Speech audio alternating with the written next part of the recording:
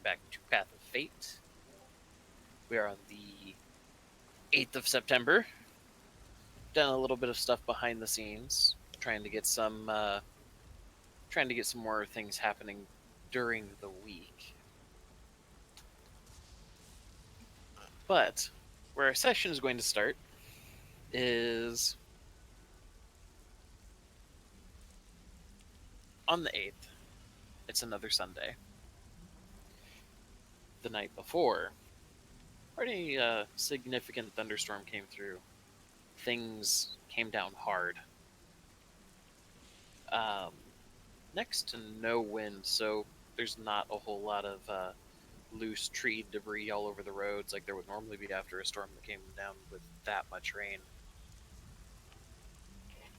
But there was, for those that like to bite their lip and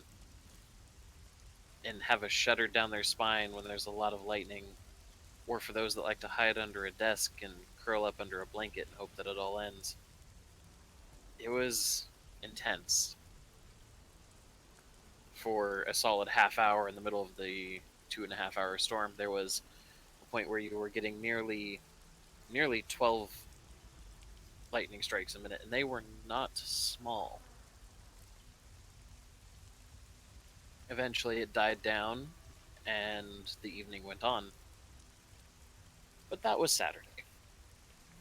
Sunday, it's nice and cool, overcast all day. It was a little muggy during the earlier parts of the day, but as it gets into evening, it's crisp. And you can almost convince yourself that fall is just about here. Even if you didn't know that the forecast said it was probably going to be mid-70s to 80 this week.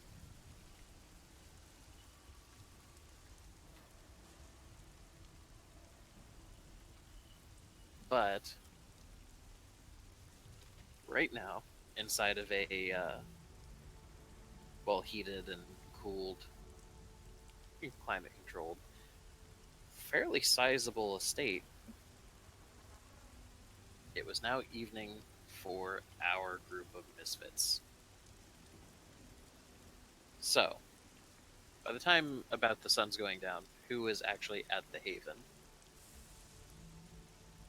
Rook. I'll be at the Haven. Nico.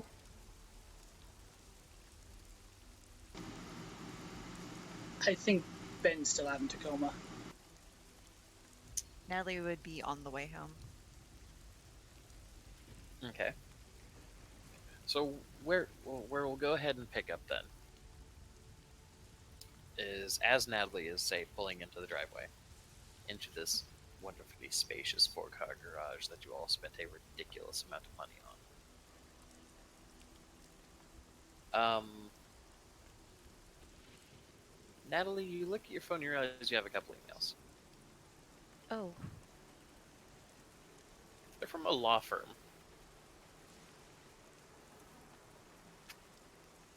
She's gonna be checking them as she's like walking through the door at that point. You very quickly get the idea that these weren't actually meant for you. They're definitely about you. Given that your identity is still filed as deceased, it looks like somebody must have misfiled what your known emails on record were as a form of digital asset of yours. And given that you did not have a standing will, everything of yours, it seems, is going to your one of your siblings. I believe you said brother when we were talking Yeah, before. she only had a brother. Well, your brother doesn't know what to do with your stuff. Ben was able to collect some things that had been left in the apartment, but it had been a crime scene and it had been closed off for over a month. There was not much in there. Plus, there's the issue of, say, your bank accounts and the things like that. Your brother has taken the money from your bank accounts and moved it into their own holdings. And the remainder of your belongings is to be put on silent auction. What would Natalie's charity of choice have been? Um, Rainforest. yeah, probably something with the rainforests. Considering her love of plants, yeah. There you go. He is all of the proceeds from the silent auction of all of her worldly belongings is going to be going to the another charity for trying to go help the massive fires happening down in Brazil.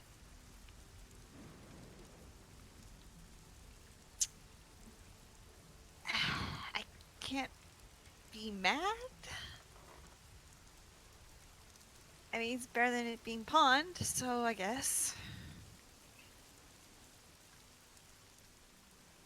I would like for you to make me a roll. Well, what kind of roll? You're going to roll your what is the roll for remembering things? Damn it. It's intelligence plus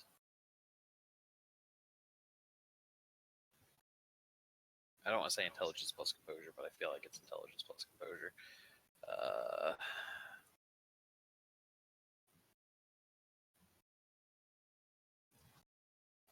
And also, would I need to roll it because I have that one merit? oh, you have eidetic memory? Yes. Okay, so eidetic memory reads your character has a near photographic memory, being able to recall vast amounts of observed detail with astonishing accuracy. You do not normally need to make a roll for your character to remember an obscure fact or past experience unless you are under stress. And if under stress, you get a modifier. Okay, cool. So yeah, you do not need to roll for this. Excellent.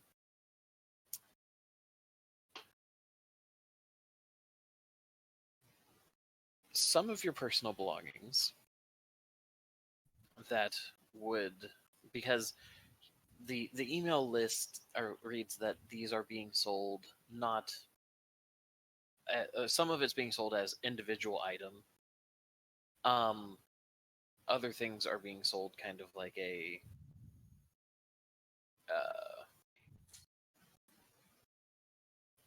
uh, a closed box collection kind of a thing.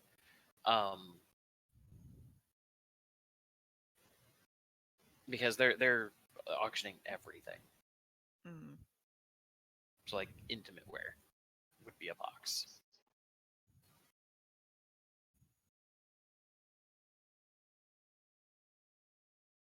Her book collection, they probably separated things out by genre, or I think if it was an encyclopedia or things like that, they broke them up by category and will auction it off that way. Did she have a car? No. Okay.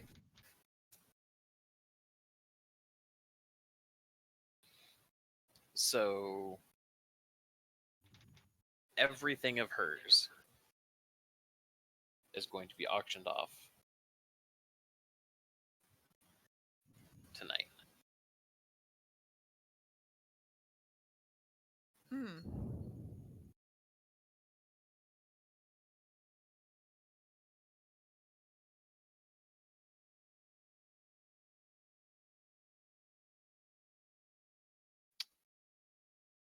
You, considering she would have told Ben to try and get like the more valuable things, I don't know if she would have anything that she'd want to for sure try nabbing.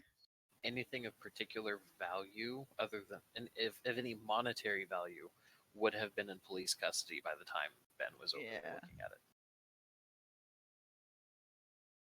So at this point, we're looking at things of emotional value, of a potentially embarrassing nature, of really the last scraps of what her life used to be like.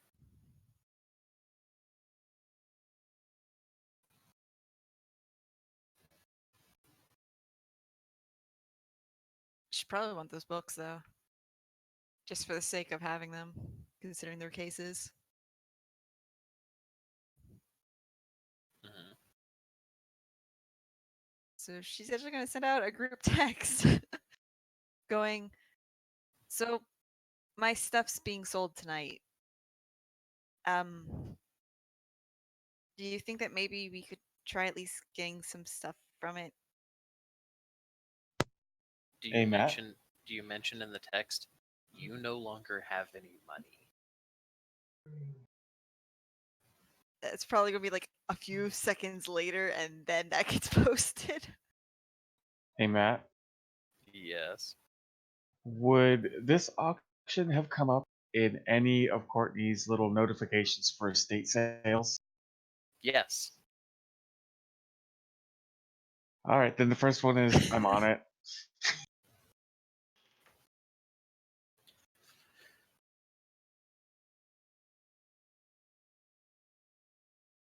Casey.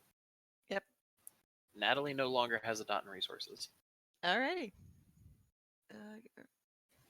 How much do merits cost? 2 per dot. So now here's the thing: you do not regain that in experience. You can then reinvest it in another merit. It's already been spent on that part Okay. of your sheet.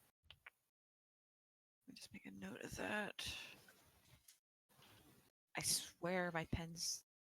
I know I had a pen somewhere.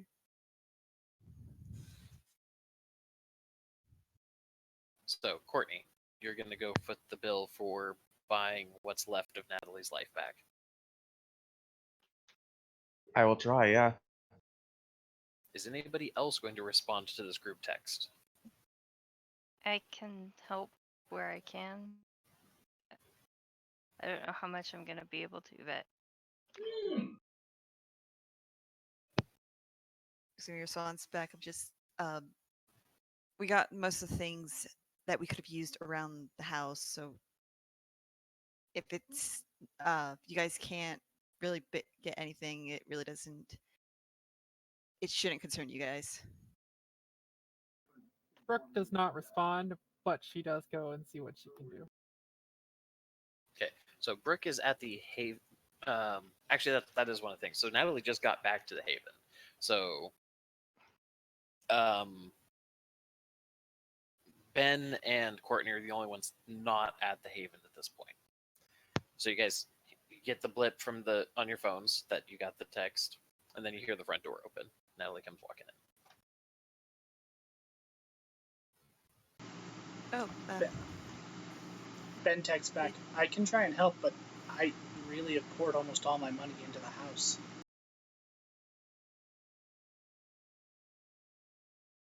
Which is true because everybody that had resources to spend and helped with the house is temporarily 1 dot down. So Brooke and Courtney are both functionally running on 2 dots resources at the moment. Right. And Ben's only at 1. Mm-hmm. okay. Oh, I said Brooke. Sorry, I meant Caitlin's running on 2 functionally. I don't think Brooke has any actually at the moment. I swear Yeah. I had. Yeah, you had to. And I was going to kind of put Brooke through the same ringer as Natalie, but then you said that she went and got a job. So Right. you're going to keep your resources. Excellent.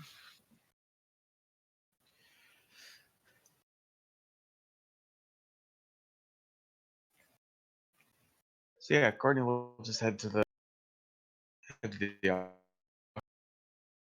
Okay. And Ben's going to head that way as well, kind of diverting from his little evening walkabout. Say that again? Sorry. So Ben's going to divert from his usual evening walkabout and go help with the silent auction as well. Yeah, he's going to close up shop early because you said it was just sundown? Yeah, like it right now it's just getting sundown, so Yumiko's probably like just waking up. Yeah, Or Ben has been up for normally just a little bit.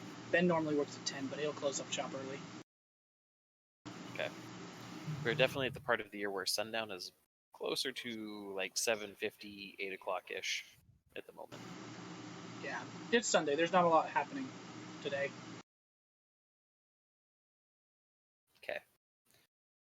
But yeah, so getting back to the scene unfolding, I'm going to step away for a moment. But yes, Natalie just walked into the front door. Yeah, so who's on the ground floor, and here's the door. Well, since I said Brooke Sorry. would go help with the auction, she's probably on the first floor because she'll be heading out Mhm. on a mission. So yeah, Brooke's walking towards the door as Natalie steps into it or steps inside. Oh, sorry. Brooke just kind of freezes for a moment, and then it's like, yeah, all right.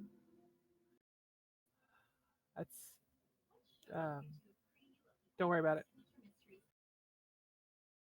Like I said, I don't really expect much, but just the books in general, I feel like might help us some.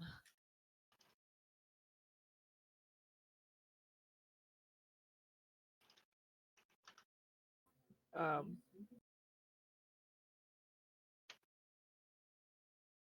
all right.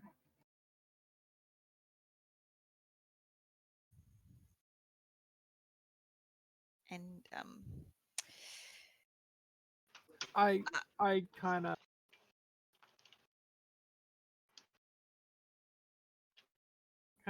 curious how you knew that's where I was going. She looks suspiciously at Natalie, but I'll keep that. just call it a good guess. uh, Considering I said in the text about, yeah.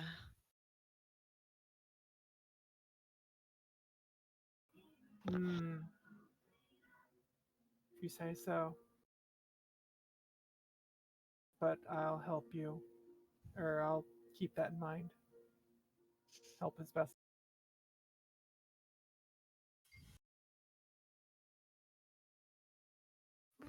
Where's everyone else? I'm not sure. Somewhere. Someone would assume that Caitlin is in the office. Yes, she set up an office.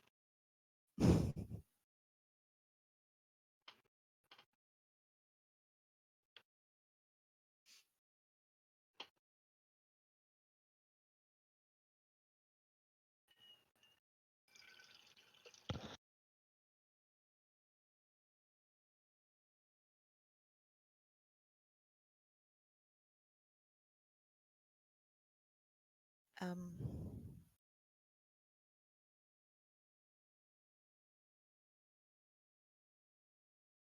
I do kind of want to apologize about the whole cake thing.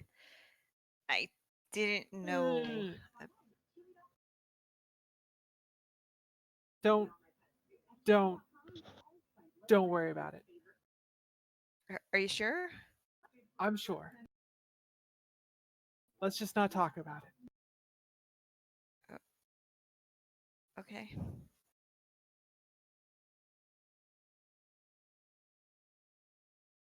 Um,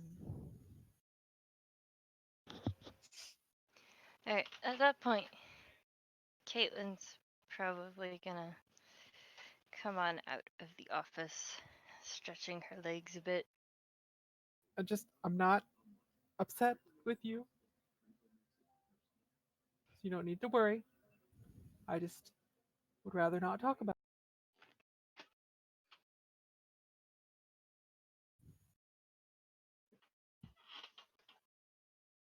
right. Right. Duly noted.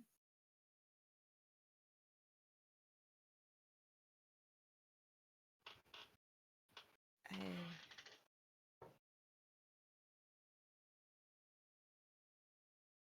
Oh, hello. oh, hey.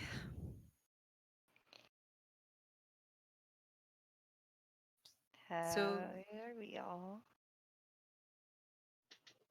it. Fine. I'm fine. I'm fine. still in a place of just not sure how to feel, considering the emails that I got. Mm-hmm.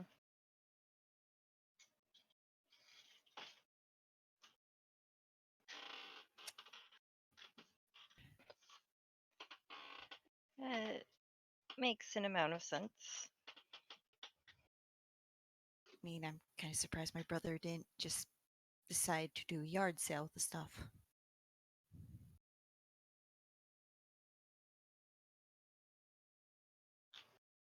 I mean, it's a good sentiment, right?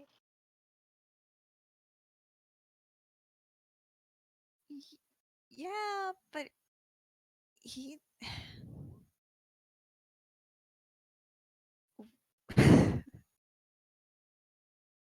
We weren't exactly like, best buds when it comes to siblings, but, you know,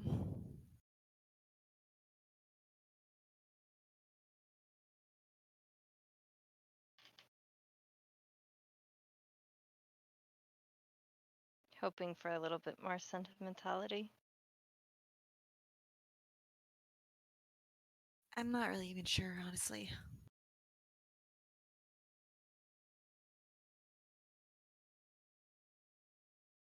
Yeah, I don't want to go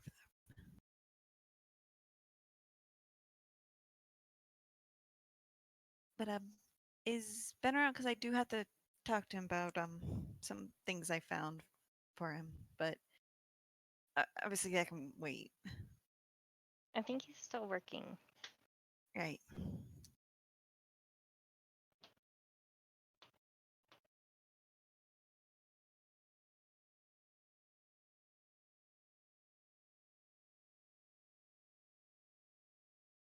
Um,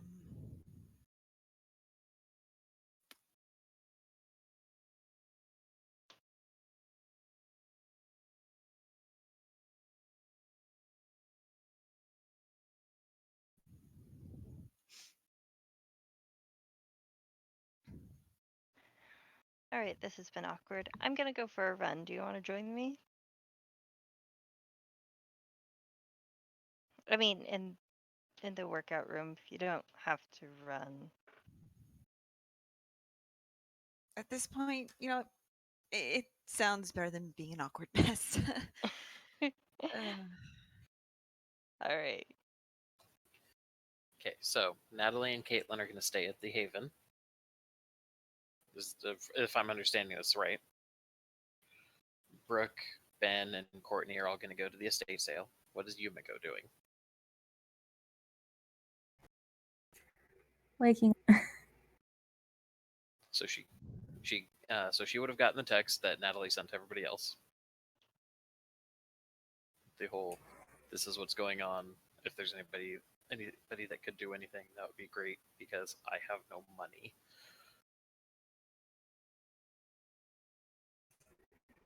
Because I'm dead. She'll see what others say. I would have probably sent some cash with somebody or other. I just, at the moment, she's trying to distract Natalie. Mm-hmm. So what is Yumiko doing?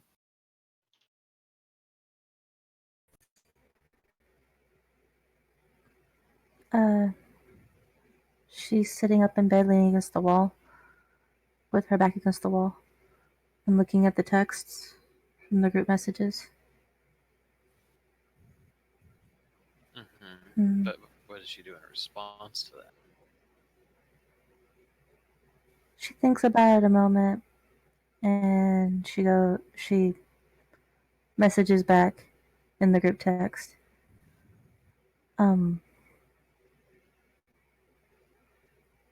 If anything else, if no one can get the rest of your stuff, I'll chip in to see what I can get.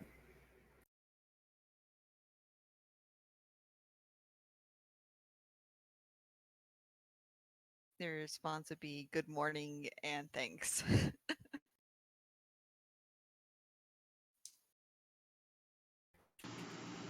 You owe me blood. Payment in blood. It's like, Bum, bum, watch bum. Yumiko freak out. It better not be morning.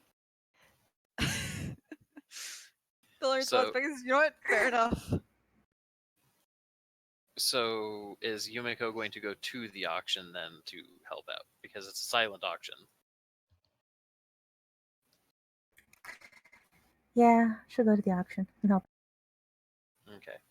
So Natalie and Caitlin, as you guys are in the exercise room, despite the absolutely massive size of this house, you do end up hearing the door go one more time. As after getting dressed, Yumiko heads out.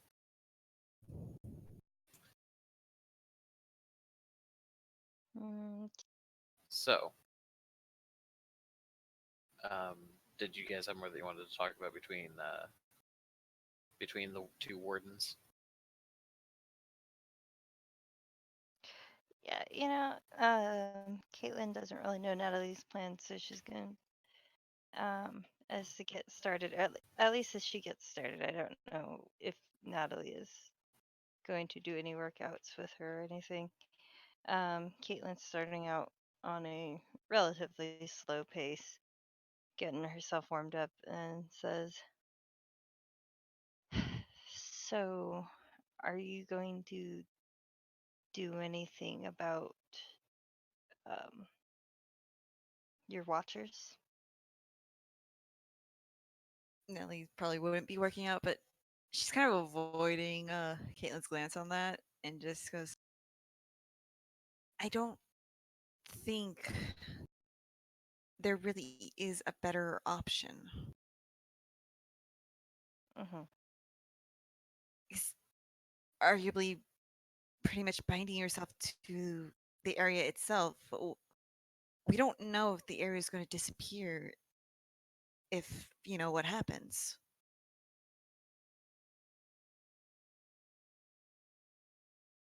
Arguably, either way, we don't know what's going to happen.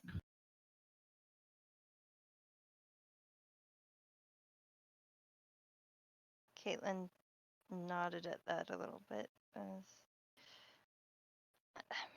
I'm not saying I don't get your point, because I do. We we never know what's. It's all spiritual and new to us and everything. But I don't know. From what I've read and researched, libraries stick around a long time. When they're bound, when they're created by people, yeah. No, I mean this library.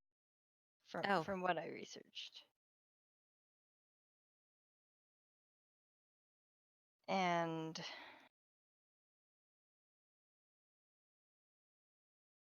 things that are like I said, we're both really new to this. I just can't help but think those things that are older tend to stick around. But I personally, I couldn't handle having a shadow, a watcher. and you never would have been able to work contracting. uh, but I understand what you mean. I really do. It's just I don't. I'm willing to put my cards on the table of thinking I'm at least in a safe spot for now. Nods.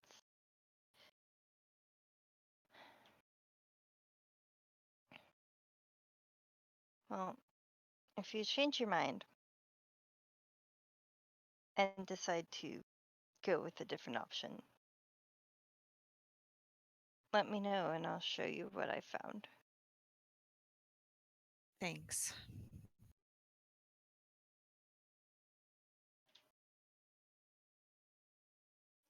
By the way, if you ever want help learning how to use these machines, I just ask. Tr- um, I I know at least some of them. Don't worry. I'm not Any- saying you didn't know any of them.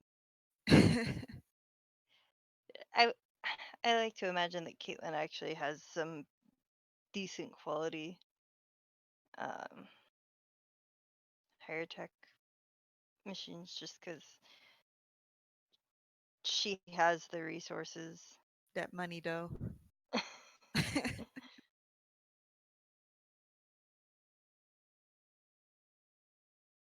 She's not quite a trust fund kid, but she's not paying for her education.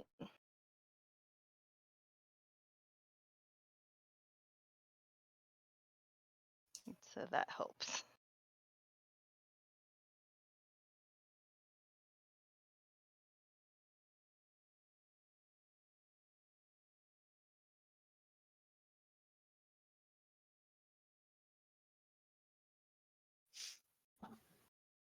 Okay.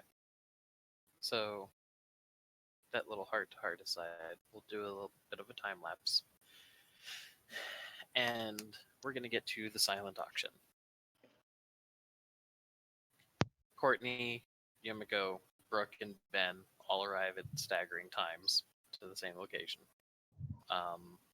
We'll just say that either Natalie or Courtney, one of the two, forwarded the address to where this estate sale was happening. Everybody uh, gets all their stuff parked in a near the adjacent parking garage, and you walk into what amounts to a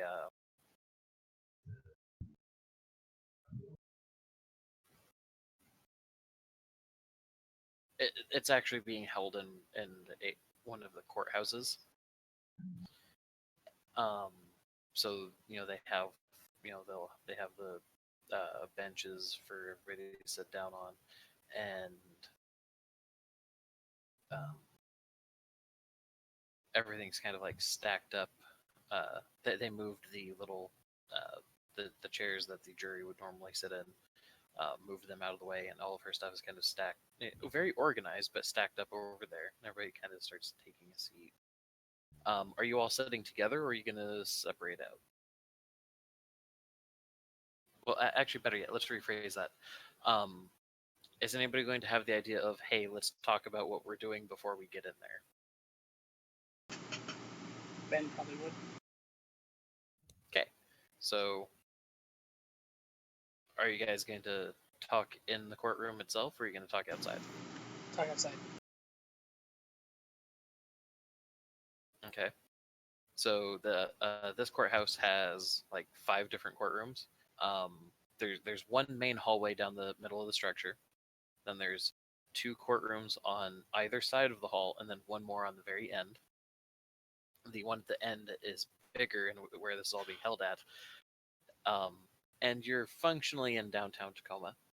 So just meeting outside the doors, or where are you guys wanting to have your chat at? Let's meet in the parking lot real quick. Okay, so you're in the parking garage. Okay. Everybody meets up and go ahead. Courtney, you've been to a lot of these things, right? Yeah. So about how much money do we got and how much are we able to spend? It all depends on what type of books are in the collection. I don't know exactly what Natalie had. You'll have to look over it. I'm sorry, but I really can't pitch in anything to the pot. Maybe I can work That Plan wasn't B. that wasn't a concern with me.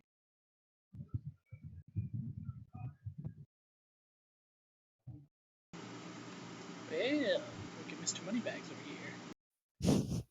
No, it's not Mr. Moneybags. It's what I normally do. So just because I'm getting it for somebody, it's just another day for me. So what should So it's Yumiko, Ben, and Brooke here, or just Ben and Brooke and Courtney? I think it's Yumiko, and then the two of us. Wait, did Yumiko go? Yes. Okay. Yeah. Okay. Yes. So what should the three of us be doing while this is all going on?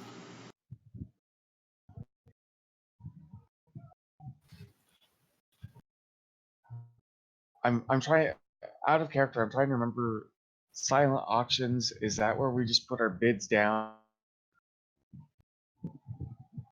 or is there going to be like paddles and stuff? Silent auctions are normally clipboards and writing your name down. Yes.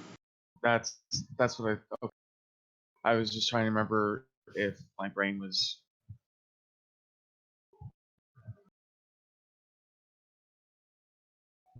Um. Yeah, so there won't be like one-upping each other back and forth in the auction. It'll be mostly look around, appraisal, and then pretty much like the the clipboards aren't private. Like, so if there was, say, a bathtub, just for the hell of it, right? There would be a clipboard with the bathtub, and you would write down your name, and you would write down what you're bidding, and then somebody else could walk over and then be like, "Oh, well, I mean, I'll do $200 over that," and then they write their thing in.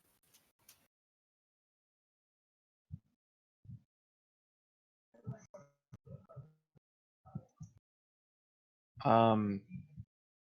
I think the plan is just to keep an eye on the clipboard and ensure that one of us has the highest bid.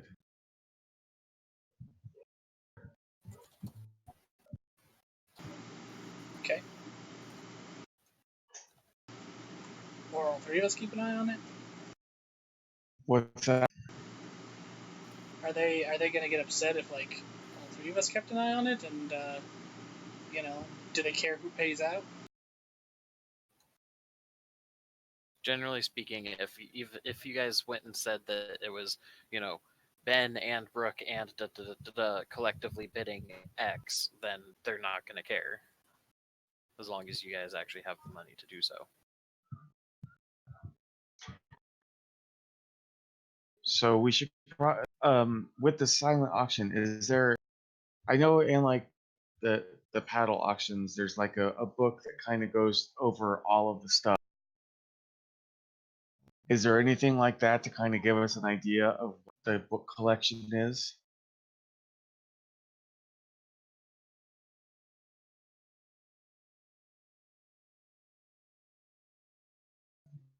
Some kind I'm of sorry, one more catalog. time. Yeah, is there like a catalog for the auction? Oh, yes. Okay, just going over what's in the catalog. I mean, how high demand are we talking as far as the books go? Um, Specifically her plant relevant books, not terribly not terribly high. Like, they're a very niche thing. They're not part of a collection. Um, Let's face it, most of them are probably textbooks, and we all know textbooks don't sell that well. exactly. um, Honestly, she probably bought some of them from kids that were going to the school that were like, "Well, I'm not going to need this ever again, and I can't sell it to somebody else for next semester." She's like, $15, cool, more than I was going to get selling it back to the school. Okay, but so there's the botany book, but what other books are there? Well, There would have been some dealing with occult stuff, considering she did look into that stuff prior to everything. like folklore books, books of superstitions. Yeah. Um, Well, yeah, that's probably going to be Courtney's biggest. Yeah, we need to get that. So are the books individual or all case law? they're to be they have been functionally bundled together by category and will be uh, bought as a bulk item. Got it. Case law.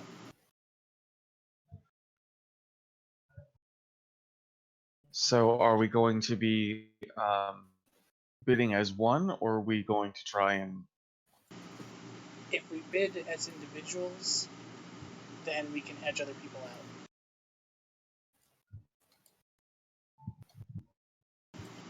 We have Cassie, who are you forwarding this $500 to?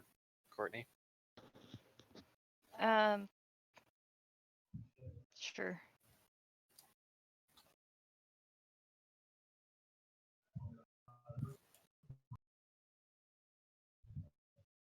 There you go. Okay. Yeah, you're saying.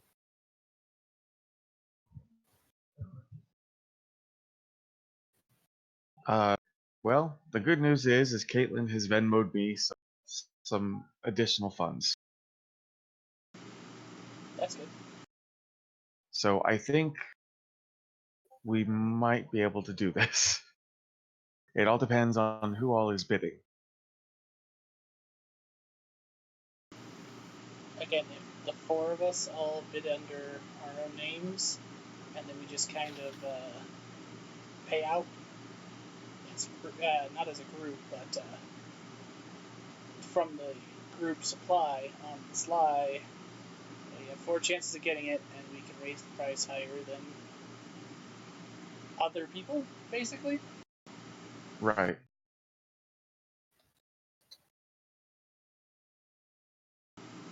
That's my thought. Divide and conquer.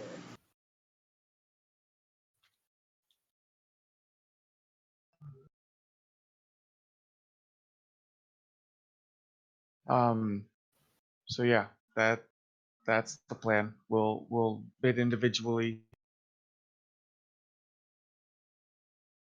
and try to ensure that we are the high bidder.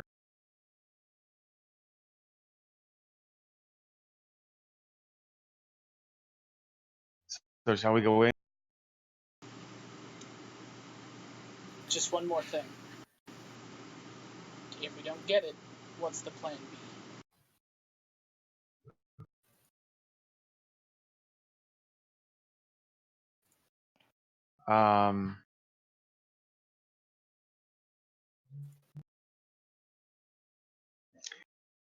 Well, I'm not entirely sure. You turn into a Wendigo and just grab Let us not cause a collective panic attack in the entire room. Also, keep it down, Get that shit. We're in ready, public. Cat, and you don't throw a fit. Yumiko. Yes. Something's here.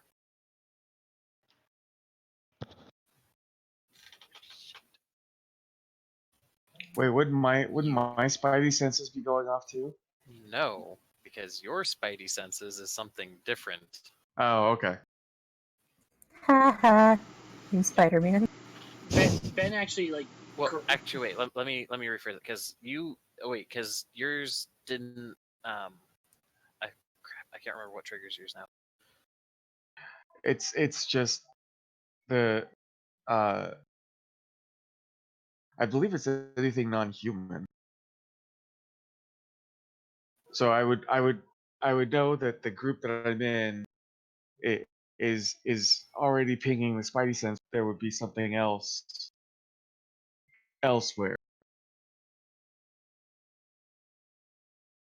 Here, let's find this really quick because I remember that there is a thing for it. And I want to make sure because there's a reason why I rolled hers in particular. Okay, well no, that's fine. And if it doesn't apply, it doesn't apply. I just Nah, you're right. Can't go back. Wahaha. Anyway, Ben actually reaches out and grips Courtney by the coat and brings him in close and conspiratorial. He says simply, "The first rule of Fight Club is you don't mention Fight Club. Don't be flippant about such things."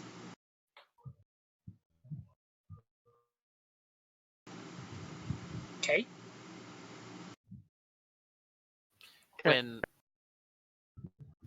When the Wendigo grabbed you, Courtney, Vergless Lacuna ends up in the twilight because you can see all spirits within the twilight just automatically.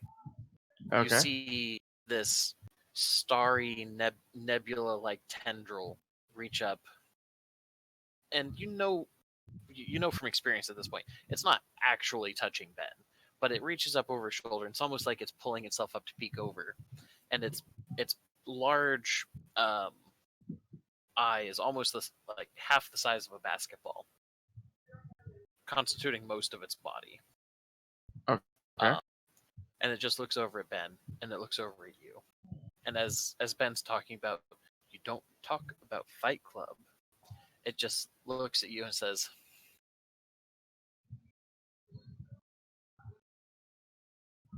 "The antlered one is strange. We should learn more."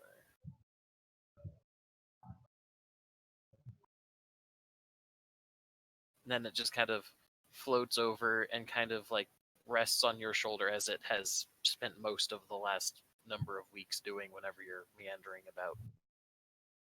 Okay. So you're kind of you kind of always feel the weight of him, kind of like a little boa going around or across your shoulders and around in your chest, but with one of his nebula-like tendrils like snaking down your back.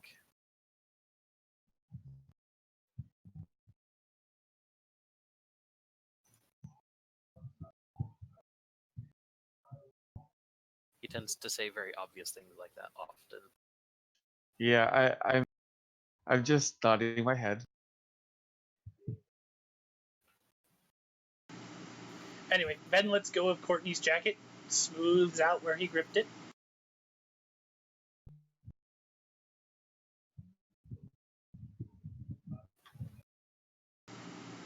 I was more thinking along the lines of we just simply meet them in the parking lot and offer to pay more than what they bought it for. I mean, Is anything so important that that is really necessary? just being prepared.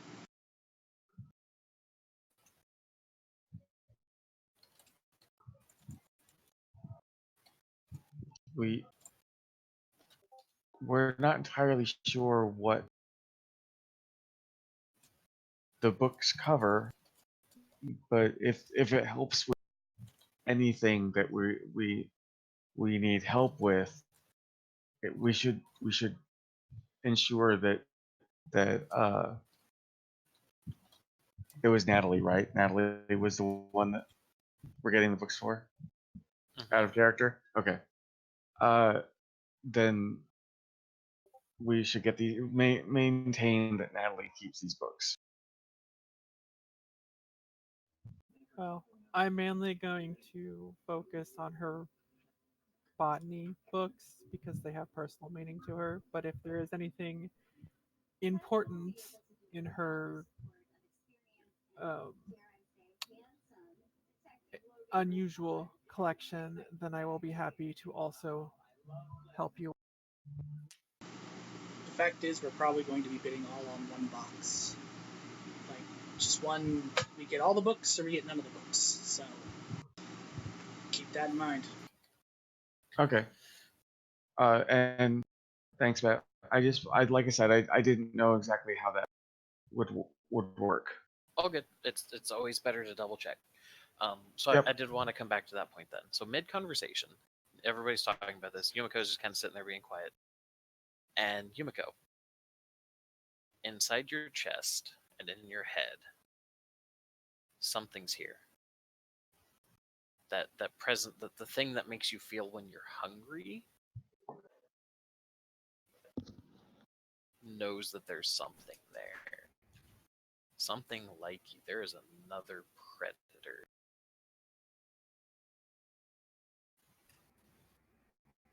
She just kind of looks around. Hmm. Trying to see if there's anything around you. Yeah. Okay. You don't You don't really see anything. Well, actually, you know what? I will let you make a roll. You're gonna make a wits plus composure roll.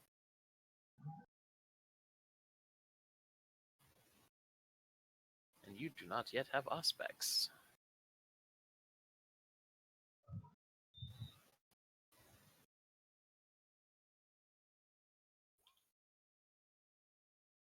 Cool. Um, as you're looking around, uh, you're realizing there's like, because you guys are in downtown, it's also at night. Generally speaking, like, there's, any city, there's going to be pest problems, right? But then you don't see very many of them, but they're behaving weirdly. There's rats running along the edges of the parking garage, which is already weird because there's nothing here for them to eat. There's no reason that they would be nesting in a parking garage. So why are they leaving one?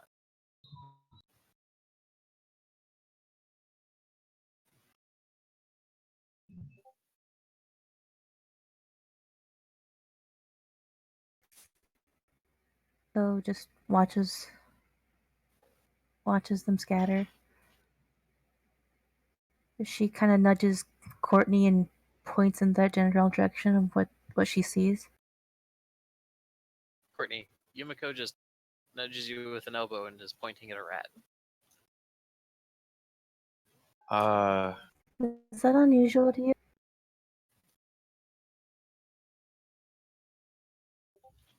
Should I roll something?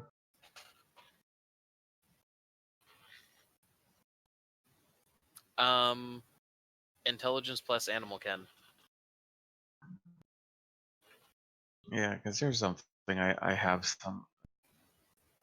Now, given that you're all in the same conversation, I will allow whoever has the highest dice pool of intelligence plus animal ken to make the roll. Okay, I only have 3. I have nothing in animal camp. I only got 2 with a -1 for skill. Okay. Ben also doesn't have any animal ken, which is a shame considering what he is. Okay, so it sounds like nobody has any points in animal ken. So yeah, God Courtney, go dang ahead it. and roll it. You're gonna. I think I'm. Wait, are me and Courtney seriously the only ones that have any points? Natalie has points, God damn and yeah, Natalie is the only one with any dots in animal ken. it. To be fair, there's never been a reason for Caitlin to have any.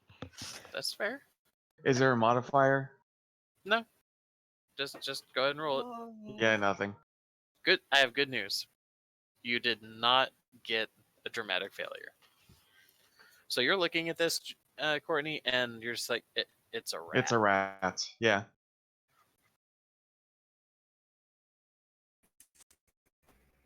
I mean, I get it.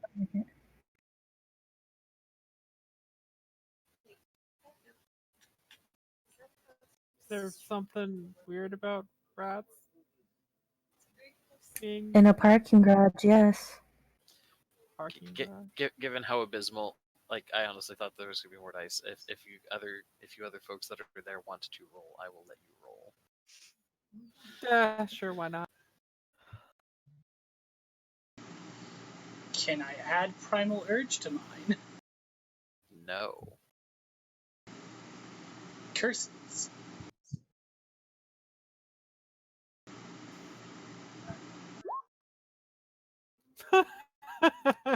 Wow.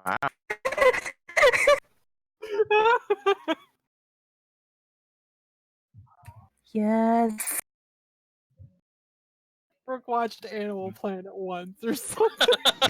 Apparently Ben did too. Okay, so Brooke and Ben, you both look at this and you're like, yeah, this is weird, and pretty much exactly what I told Mika. There's kind of no reason for them to be here. unless something just brought them here.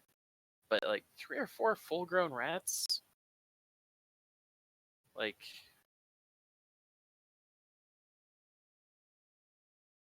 it's a little weird.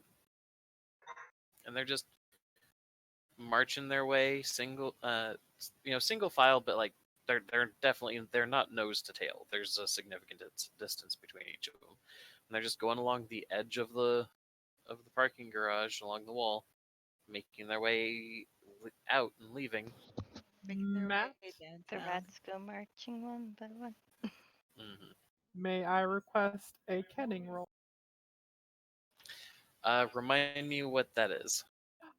Characters with a clarity of 6 or higher may choose to spend a willpower point and ask the storyteller to secretly roll the player's clarity to detect the presence of the supernatural. Oh shit! I forgot you could do that. Yes, unfortunately, I cannot do so secretly. So here's how we're gonna do this. Cassie, will you find my dice? Well, you know what? Screw it. I know that you guys aren't gonna metagame. We're good. Brooke, you said we're rolling your clarity. My clarity. It won't let me click on clarity. Go, damn it. Whatever. We're just gonna roll your weird and call it clarity for a second. Okay. Not intelligence plus animal ken plus weird. No, no, no, no, no, no, no, no.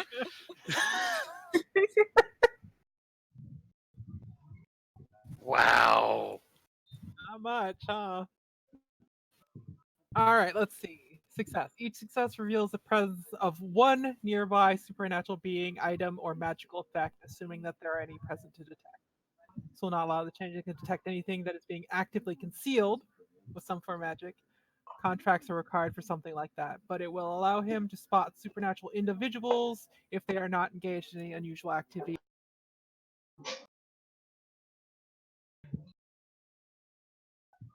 This is a really bad night for our RNG. if you'd if you'd have rolled even one more, because here's the thing. So like even if we assume the whole like it passes on the ones that she knows about, right? Mhm. So it passes on Yumiko, Ben, and Courtney. She's never seen Verglis Lacuna.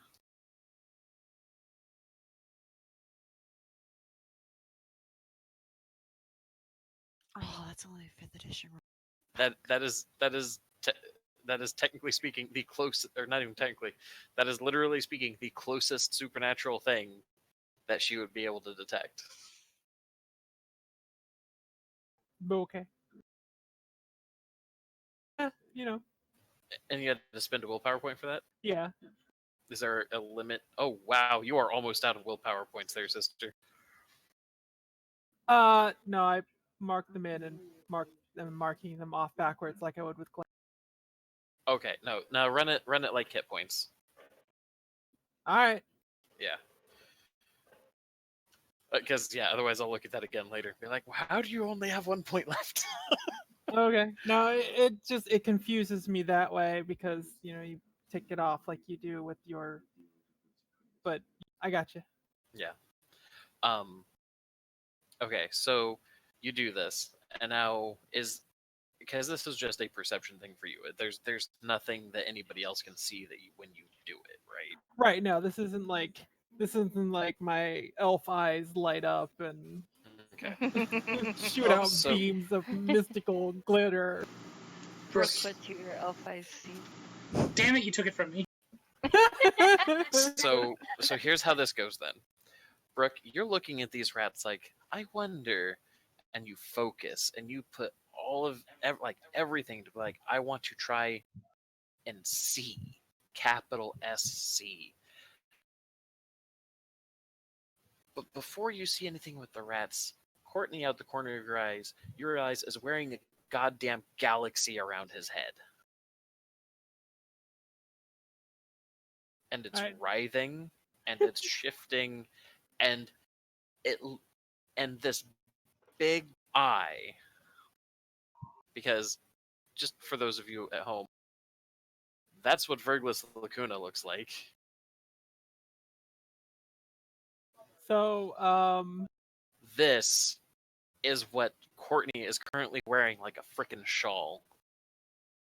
And it turns and looks at you so when you Brooke look straight at it.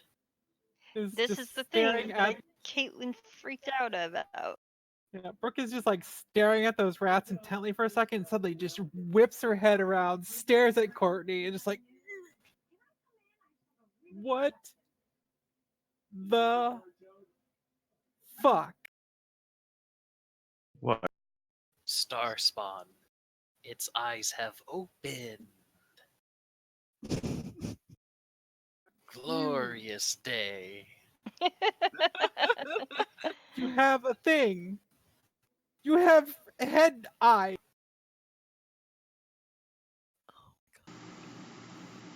Brooke, I think most people have eyes in their head.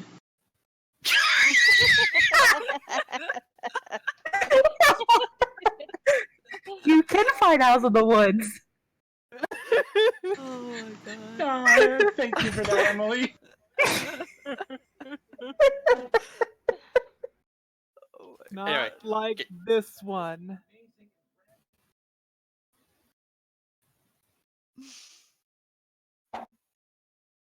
Oh, is Caitlin still the only person who's seen it aside from Courtney? and Caitlin Yes. hasn't even really seen it. So at this, while Brooke's freaking out and everybody's talking, Verglis looks over at you, Courtney, and like his eyeballs kind of like on your shoulder, so you can see him out your periphery when it turns to look at you. Mm-hmm. And oh man, I had an idea of what he was gonna say too. Damn it. Oh, this one seems distressed. No others have been as distressed by my presence. Courtney. This is concerning. Brooke, you hear all of this. What the fuck? It's talking about me. Well, yeah. Why wouldn't it talk about you? You can see.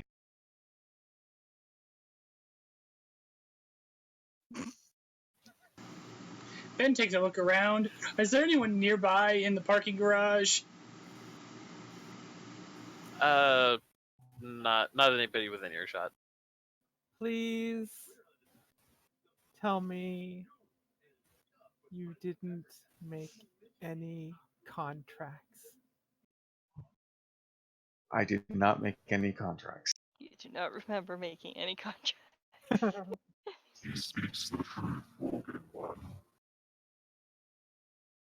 That was, I'm sorry, that was way too distorted. What?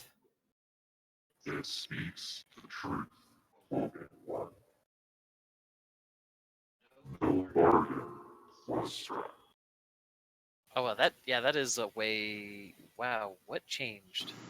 I don't know, but it was way different from how you originally said it. Yeah, I think. Oh, I don't. Why did it turn reverb on?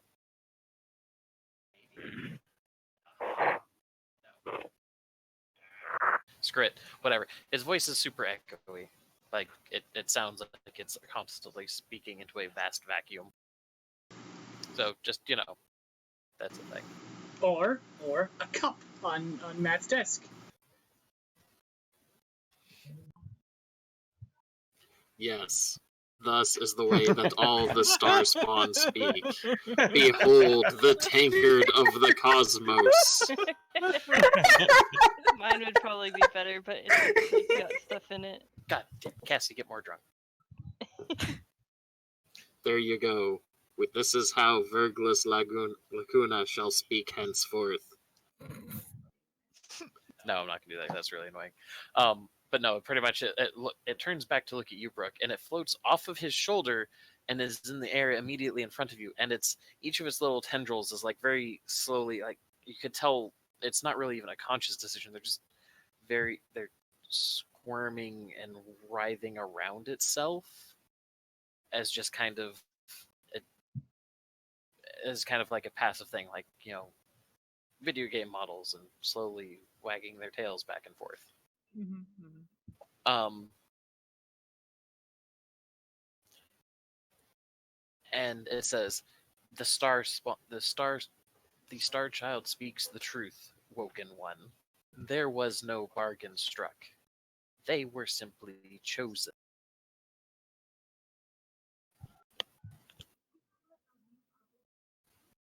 And as they serve that which hungers of stars, I serve the star child. I don't know what any of that means, but I'm watching you and you. He points at Its eye gets a little bit bigger as it opens it wider. And I shall watch you always.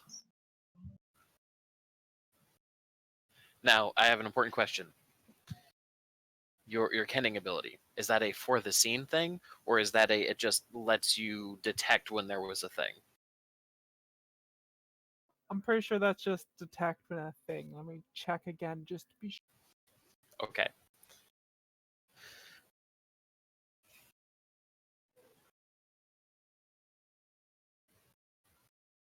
Yeah, just the thing.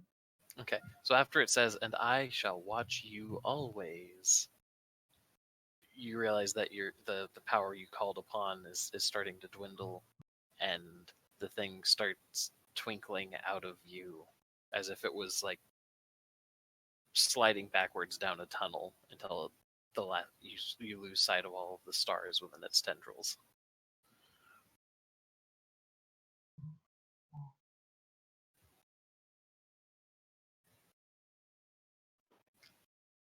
Courtney, you can kind of tell that um, Varglas, or Verglas,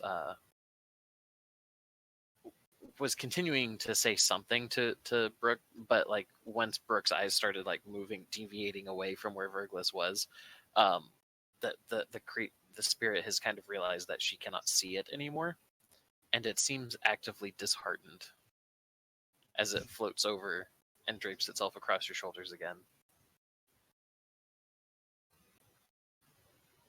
Don't get too down, man. She'll see you again. This one hopes it to be so. Much can be learned from one that has been taken, such as this one.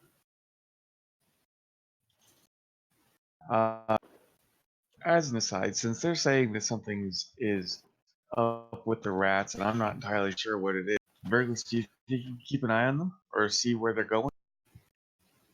I shall follow these small creatures. And then it floats off. Thank you. Which, when you look over, you cannot see the rats anymore.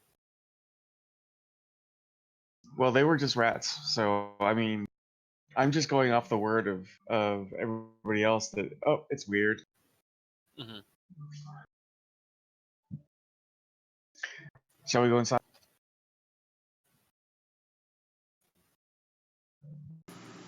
Ben looks there. Yumiko's still looking. Yeah. Yeah. Just Let's keep your eyes do open.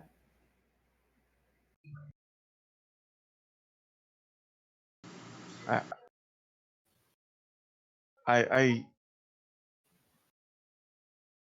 yeah, we can go inside.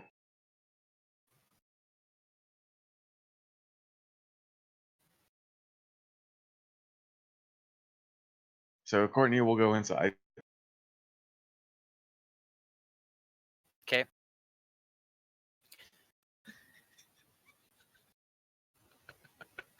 All right. I don't like that snickering. You stop that right now. I forgot about a thing I put on Verglas's character sheet.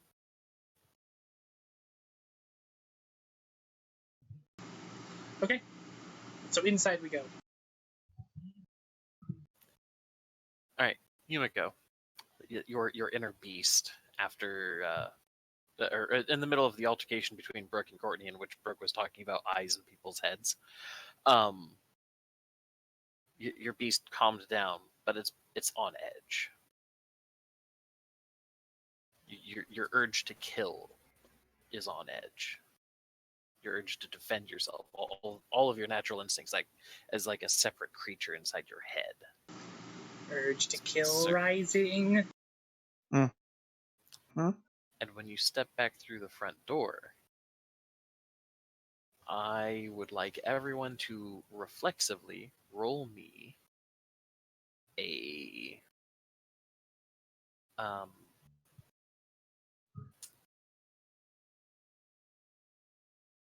oh, where was it? Oh boy.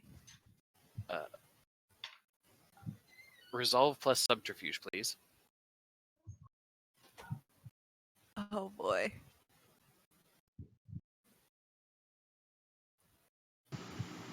Subterfuge. That thing I need to get dots in.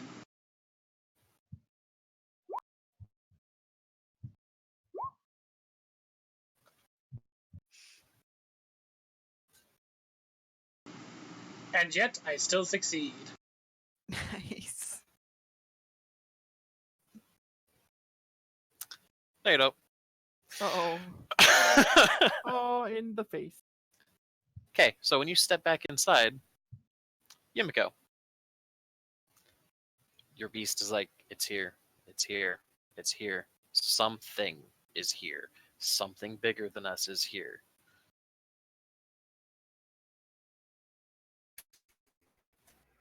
She just like a little frantically, but not too much draw attention.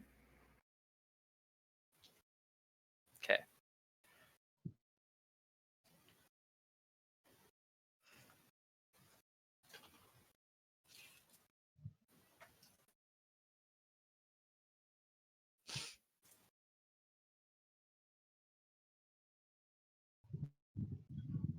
Why don't I have Pocky?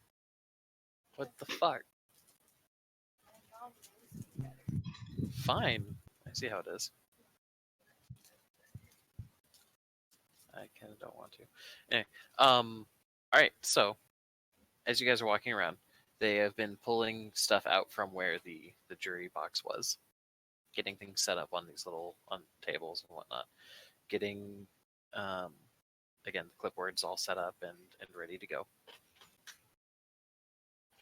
and the books are all like because there's a few different book collections.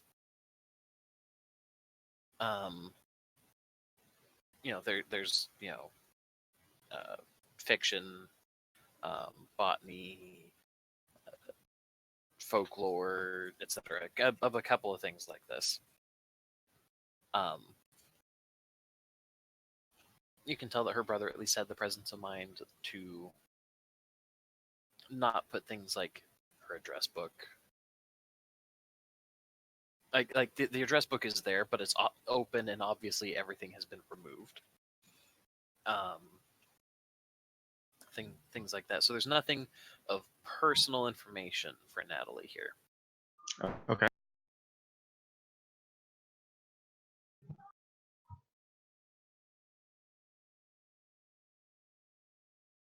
And how much are the collections going for right at the moment?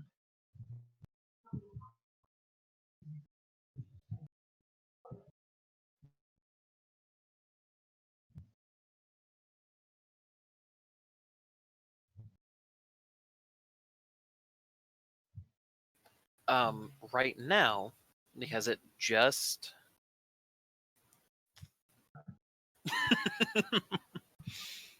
because it's just started, not a whole lot. People have been posting like $20 for this book collection, or somebody put in like 5 for the vintage address book.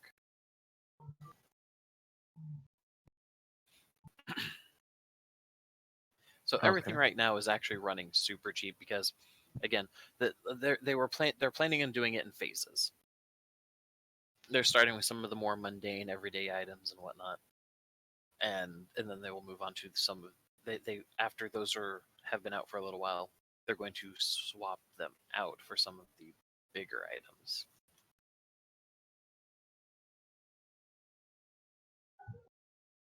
Because it's a big courtroom, but they only have so much room.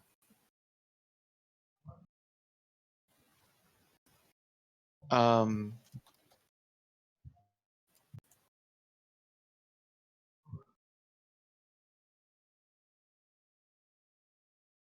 I think I think for now, for the different lots of books, I'll put a $50 bid on each of Okay. So there's like 5 different sections at this point because there's uh, fiction, history, um, or sorry, fiction, um, botany, general, nonfiction, um, folklore, and then mythology. them. Okay. And I'm going to type that out because I will forget.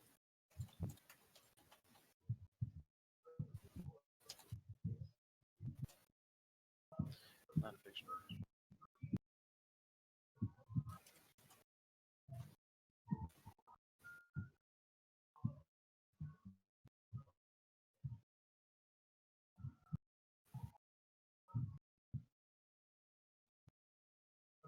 What did I call it? There was folklore, and what was the other one?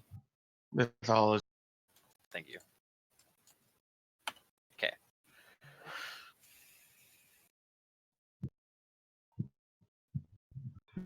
So yeah, for right now, I'll just put a $50 bid on each of them. Okay. Um, yeah, I guess we'll just watch the bid to see if anyone outbids him. Is there anything else there that they're auctioning of hers that I don't know? Looks like it might have sentimental value or something. Maybe I'll throw a bid on that for. Make me a wits plus composure roll. Or better yet, since you're specifically looking for things that would have sentimental value, we are going to go with um, wits and empathy or persuade or empathy or expression. It's the same either way. Okay, because you're trying to empathize with what do you know about Natalie, etc. Sure, I got you.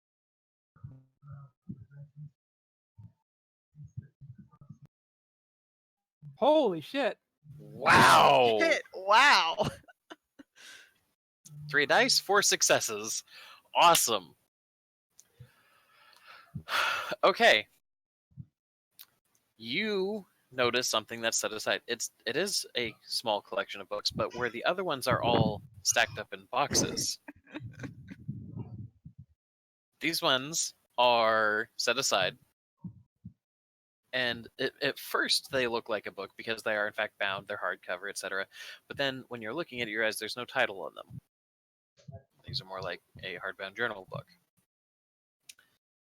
And so Casey, what is which of these things are Natalie's? Does Brooke notice?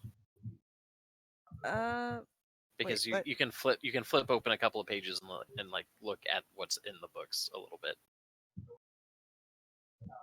Considering you got that good of a score, you would realize that they're very, very badly written porn-romance novels.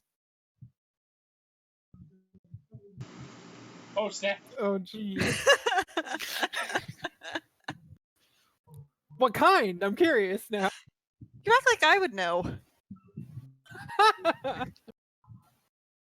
Well, what's Natalie into? Does she write it for herself? Does she write it for other people? Nah, she probably found them going, okay, we know this is just based on the title, this is really bad. But because it's really bad, you gotta read it. Like, these are the kind of things that you'd probably find on the internet and just laugh at the title. Okay, so she did not write these herself. Oh, no. Oh, okay. So like, okay. More than likely, this was she ordered a collection of books and they were in the collection. And they have been set aside from the other books. And Brooke, when you look at the clipboard, there is a name written on there, Mr. S, $250. Fuck. For 5 books. 5 terrible porn books. That they could have probably found on the internet. I mean, Okay, this they is would have found it on Amazon. Mhm. Put that into perspective of how shitty they are. right. So this is Is one things like Chuck Tingle novels. Velociraptor love or something. the haunted vagina is one of them. We finally found an excuse to bring this into a game. Wait, don't tell me that's a real book. That is Yes, a real It is book. a real book. Oh my god. For those of you listening at home, ladies and gentlemen, I advise you to go Google up the haunted vagina. Oh The it's plot, so... plot synopsis is mwah. I mean, look at that, or look for anything by Chuck Tingle. They're pretty much the same kind. Oh god, Oh my god. this feels. I mean, this feels less sentimental though, and more. Well, because at first I thought that she had written them. Ah, You know what? Okay, you know what, Casey, I apologize for this, but I'm not sorry. I'm gonna make it some storyteller executive decision. 2 of them she did write because Okay, she's like, I'm gonna alright. take a hand at this. So there's now well, 7 books for $250. Listen, if anything could get on Amazon, why not? well, what kind of stuff did Natalie write? I'm curious I now. don't fucking know. Cassie, what did Natalie write?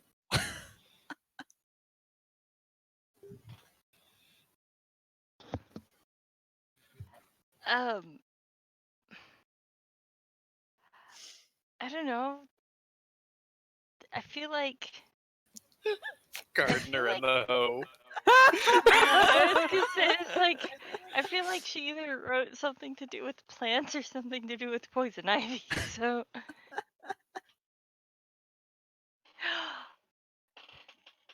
Natalie has fan fiction about Chloe and blue bindweed. There you go. Her favorite superhero comic. Blue bindweed fanfic. Okay, the question is though, since she is canonically gay, did she write straight fan fiction about her, or did she write or just Oh, write no, fan no, no. fiction about her relationship? Natalie would very much go, you know what, she's gay, fine, she's gay. I'm just. She wouldn't be that person. It's like, no, I don't like this. I want to put her with Jameson Jeffrey. Hey, worst pairing ever. Well, he can definitely make sure that there's a fertile soil. Oh. Uh, All right. Well, since she did write some of it, I will go ahead and put down also a bid. Oh my god. did The she line. pair it with Lumen? At this point, probably. Okay, so getting back into the scene then. So Mr. S bid 250. All right. Well, I'll go ahead and just do 275. Okay.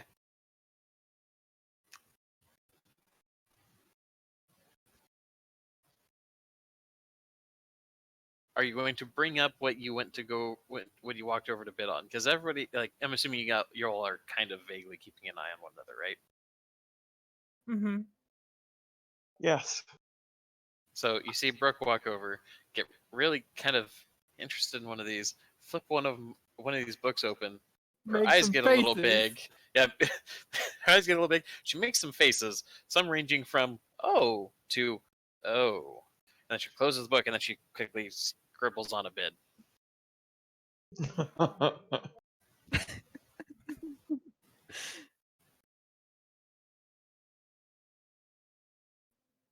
Brooke says nothing unless someone asks.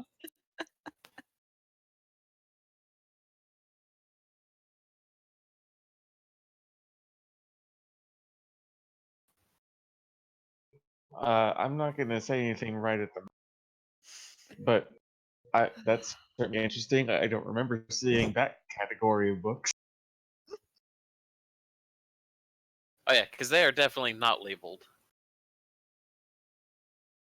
as far as like on the clipboard or the itinerary. Wait, they're not labeled. Like the list of things that are going to be put up for auction over the course of the night. They were not explicitly named like this is what this collection is. They were just listed as personal.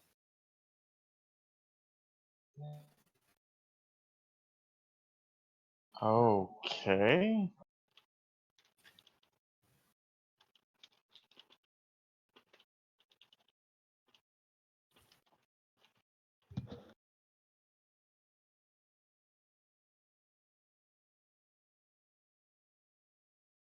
Okay, as an aside, I just read the description of that book. Oh my god.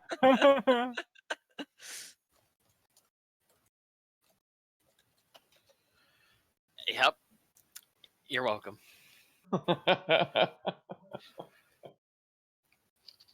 Now, no. Okay, I have an additional little background question to ask Casey. Yeah. Did Natalie forward a picture of her brother to anyone?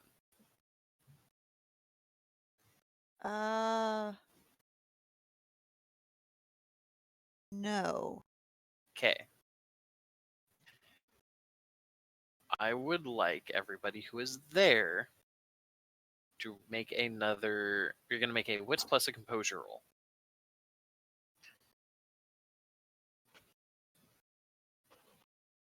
Wait, what are we doing? Make a wits plus composure roll. I'm going to try and see. I want to see if you see something.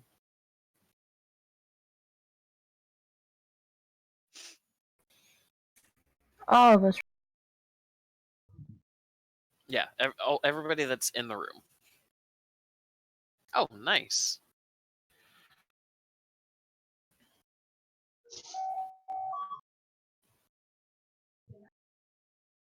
And then just one more from Courtney. One more? Oh, did you? Oh, you did. Sorry, it scrolled weirdly. Okay, so, yeah, you actually all do notice somebody who is hanging out over by where the judge's desk would be, like standing in front of it, and you could tell that when you first started, he was kind of like casually watching over the crowd to see how things were going. It's not super busy in here, but there's busy enough, you know. But you can kind of tell that his eyes are kind of like glazed over. Like he's there, but he's not paying attention. He looks like he's paying attention, like he's superficially, but doesn't seem like the biggest thing that stands out is you can tell that, and this is pretty much for Ben, Brooke, and Yumiko more specifically because you guys got more than one. But you not only can you tell that's probably Natalie's brother. They look pretty similar, but like he never focuses on anything. Like if he was looking around the room to try and see if there was anything happening, he would stop and his eyes would linger for a minute. They're just constantly moving as he's scanning the room for not a damn thing.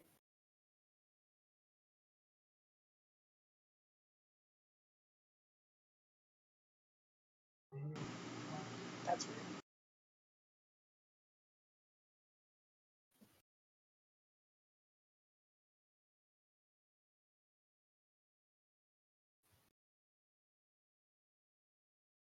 Yumiko, your beast has not calmed down either.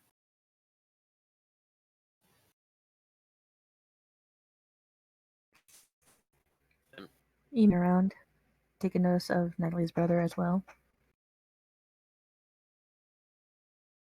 There's a call out that in 2 minutes they will be closing the auction on this round. Double check our bids. Yeah, double check. Yeah. Brooke, Mr. S outdid you by an additional $30. It is now up to $300. Courtney, Yeah. the botany books outdid you. What did you said? Put 50 down. Yep. All of the every blah blah blah.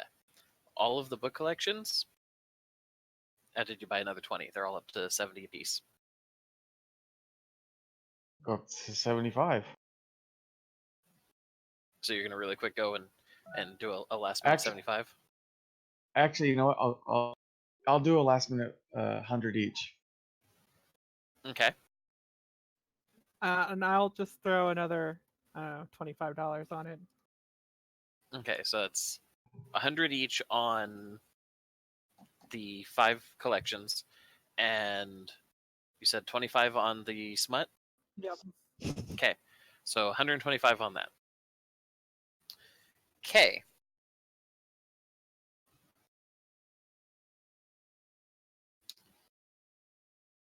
Um.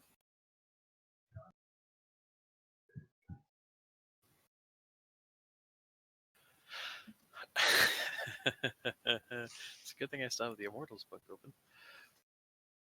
Jimmy. Yeah.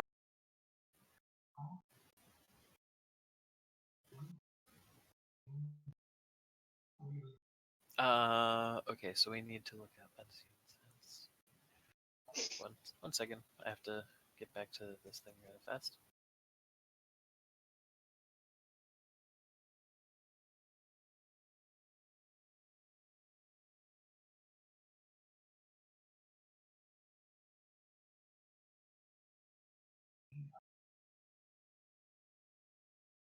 What, Mom Bear? What?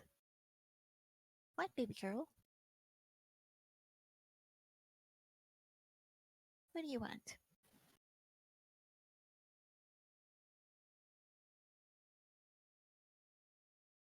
So you know that feeling of weightlessness you hit sometimes when you you go over a bump on the road just right, and Uh-huh. you manage to hit not quite 0 G, but you're close to that equilibrium. Yep. You feel that something's happening, something you can't see. I'm gonna start looking around. I mean, not like I can see anything, but Well, maybe something's. at the very least, you look back down at your clipboard. Mr. S just outbid you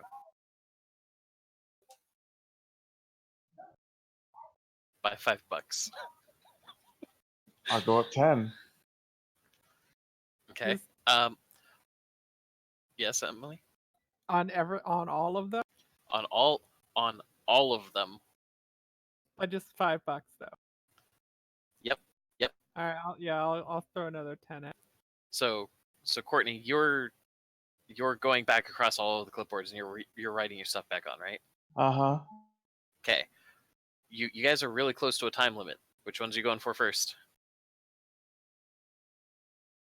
Folklore and mythology. I'll Folklore do the mythology. Ben will do the botany books.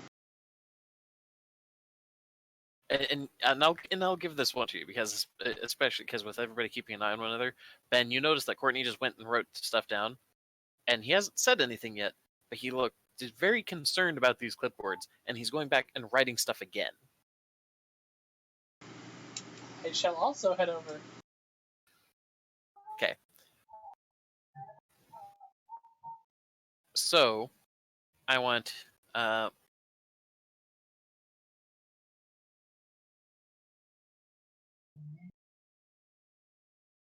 okay, Cassie, I'm setting myself to do not disturb.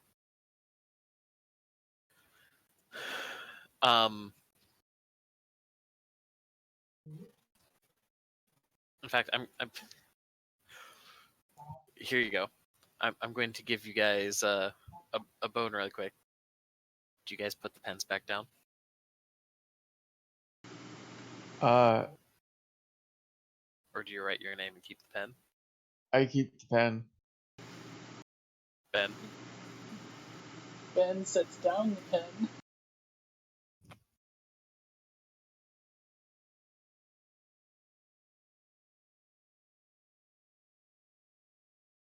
Is he staying by the clipboard?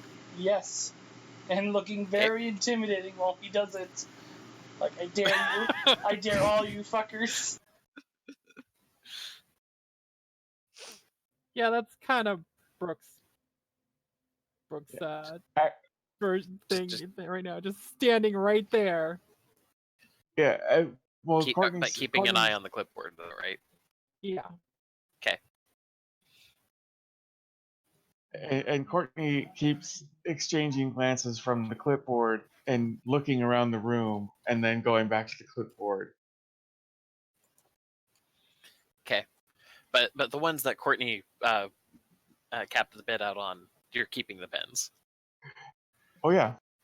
Okay. So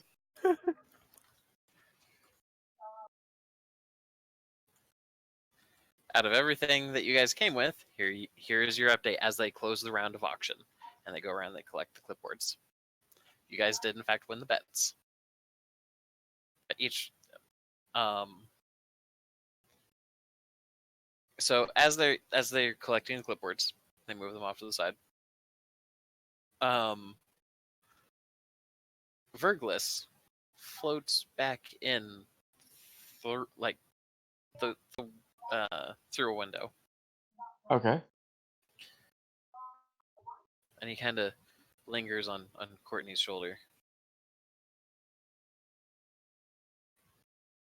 So how'd things go?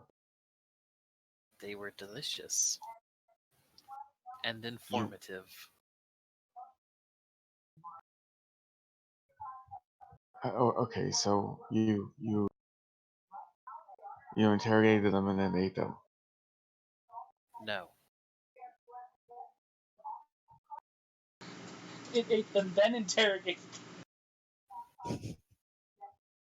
You ate them. And gained their knowledge by eating their brain. Following it uses a word that you're not familiar with, or that 2 months ago you weren't familiar with. It Okay. refers to them by the name of rat in the first tongue, the spirit language. Okay. Following the Beshil was problematic. I ended them. So what did you learn? I learned many things about the Beshil.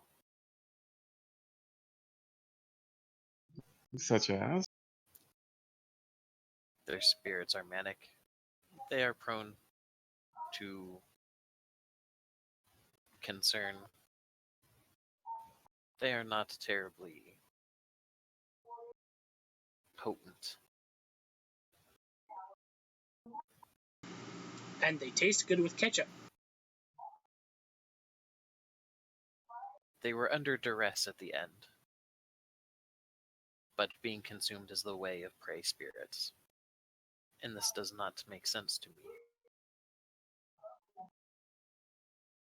But before their anchor to the physical world was severed, their spirits were dormant, but compelled. They had purpose.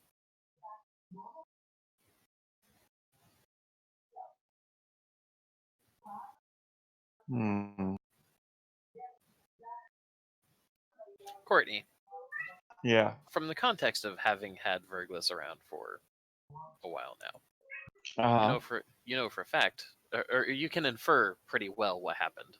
It used a power that it refers to as spaces beyond, and used its ability to reach from the twilight into the physical, and probably just strangled the rats to death. Okay. And then consumed their spirits as they awoke. Which is a natural part of spirit predation, but it did strangle a bunch of rats because they were being inconvenient.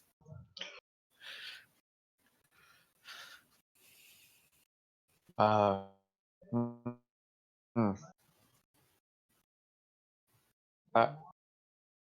mean, he did follow them to a point, so I can't really be upset.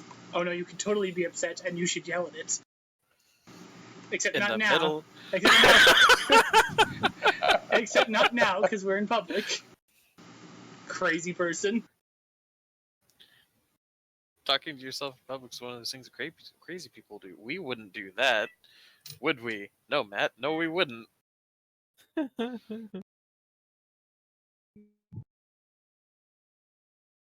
Okay. I'm still looking around because that fucker tried to snipe me, and I don't know how he did it.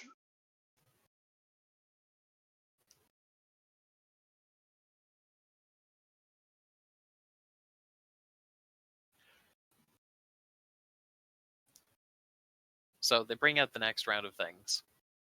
This is Okay. more wardrobe. What do you think was like the nicest piece of attire that Natalie owned? Probably dresses and whatnot. Nothing too fancy, considering she's living in a shitty apartment. So things like fairly retail cocktail dresses kind of a thing, rather than Yeah. like gowns. Okay. This part is fairly thin. There's not a whole lot of them. They have there's few enough of them that they're probably all on mannequins even, and they get them put out.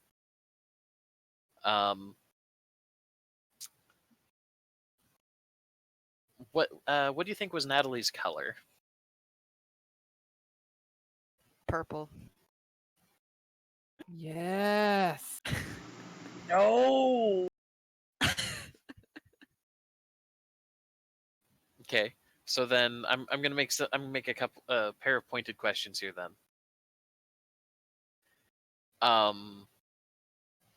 Is there anything that would match Yumiko's punk goth / Victorian goth / goth, but not quite Visigoth aesthetic? Not too heavily. Maybe like at the most a long sleeved dark purple dress, but nothing.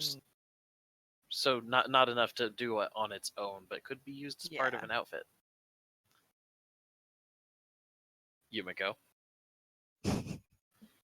That would look wonderful with an overbust corset and your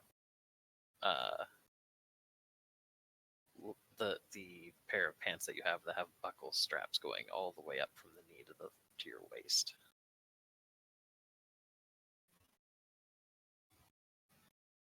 Because the split down the side would be fantastic.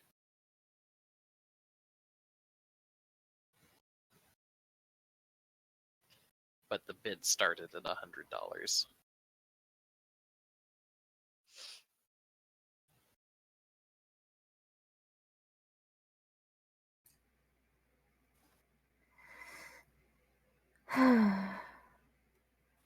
Well then.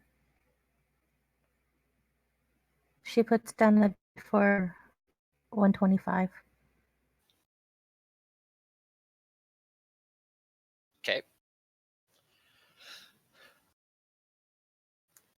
So okay, Casey, go ahead and continue to describe anything else that might be out for this round.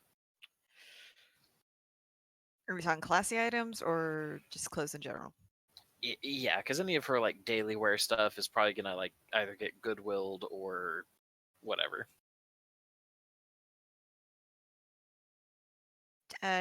Probably some like dress pants, dress shirt kind of situation.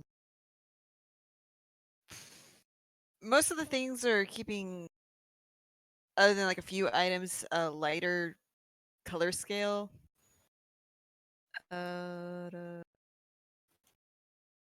Maybe one or two more dresses, but other than that, mostly like dress pants and whatnot. Okay. And is anybody else going to throw anything in here?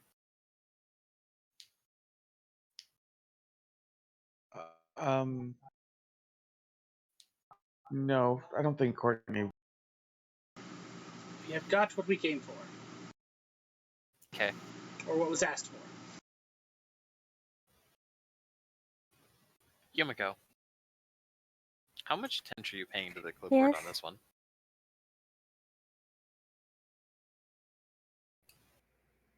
Well, considering what she saw the others go through, she's kind of paying.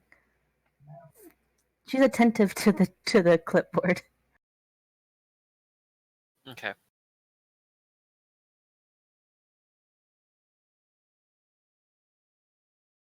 So somebody comes walking up. They kind of look at the dress. He kind of feels the fabric on the sleeve a little bit. Makes a not bad kind of face. And he's gonna go ahead and write in a bid for 135, and he signs it Mr. S. Ooh, that fucker. And then he just kind of turns around and off he walks. Oh no.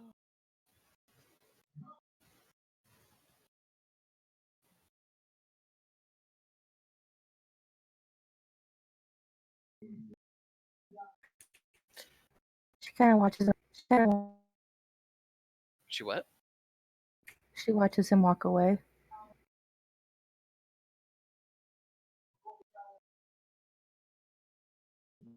Okay. She goes back to the clipboard and outbids him By how much? by $5. Okay, $5. 140. All right. So we've got Courtney, Ben, and Brooke, who are at this point not really looking at any of the particular projects, just kind of watching the room, right? Yes. Right. Roll me wits plus composure again, and I'm going to go ahead and roll for Brooke.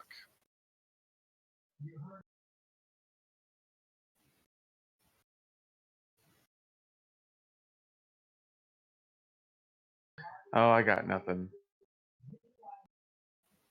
No ones, though. Oh. All right. Ben. It's Ben. Ben.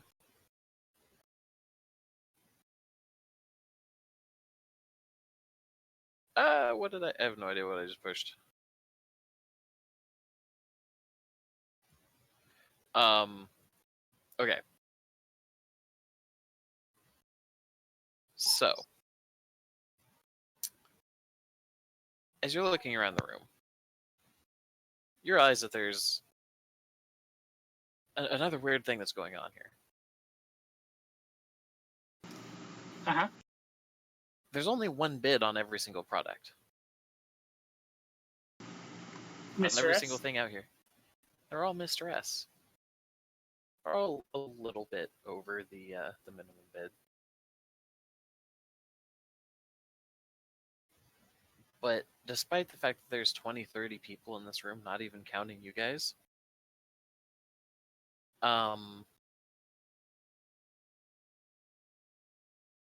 yeah, there's only Mr. S on these clipboards. Different handwritings,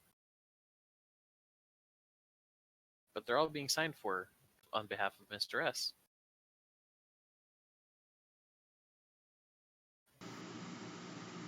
That's weird.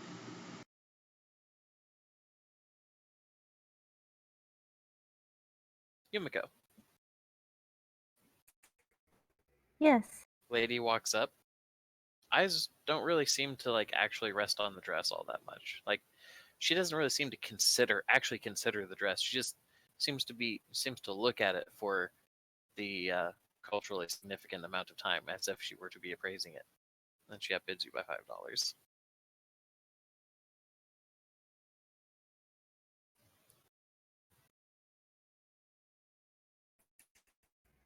So it's at 145 right now.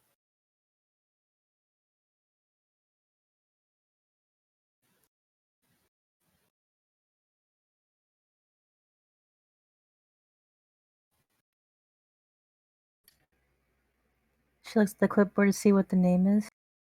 Mr. S. But this one's very flowy S. You can tell that this woman tends to write all of her notes in cursive.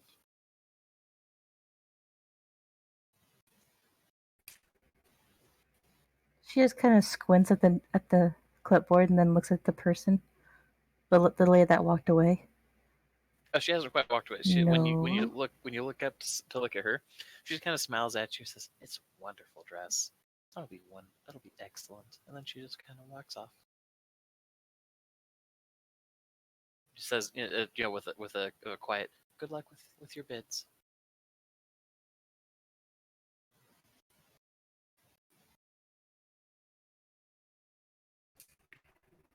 She just kind of crosses her. What's going on?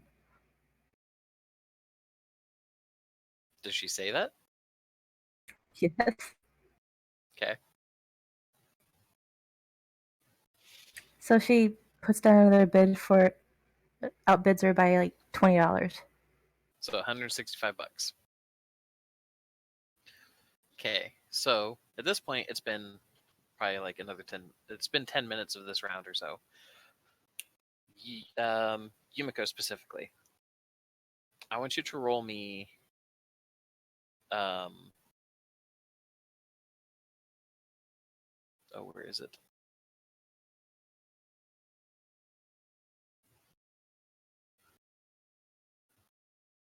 Wits plus occult at a +2.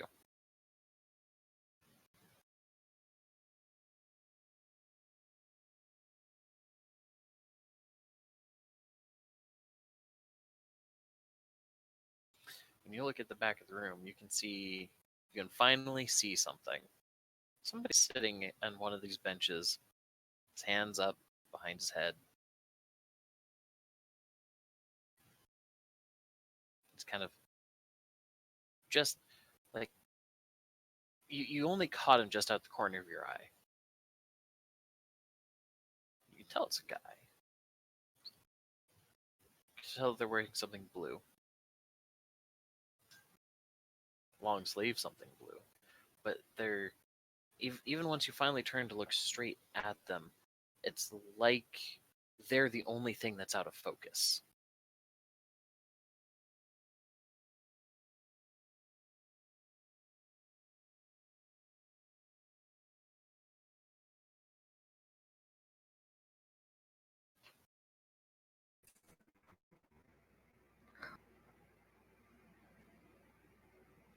Okay.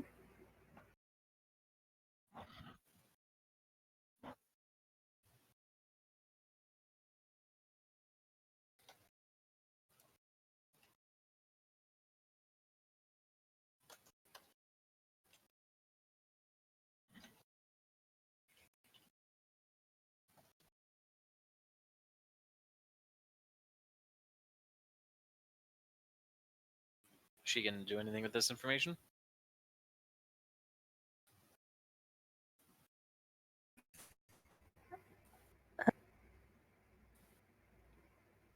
Yeah, she's gonna go and. Well, who's closest to her? To Yumiko right now? Yeah. Let's say Brooke.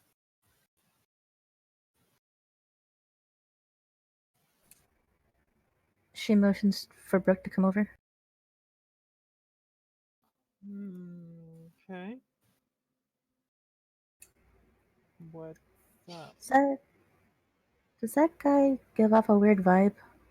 Or can you at least get a clear focus on him? Because I can't seem to. She points And out something. she's pointing to the guy that Make she was looking at a few seconds. You don't see it. What guy?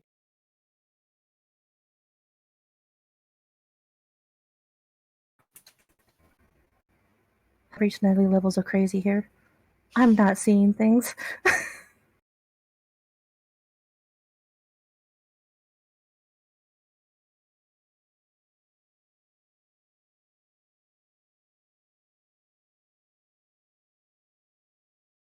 Yeah, I'm sorry. I don't see anything.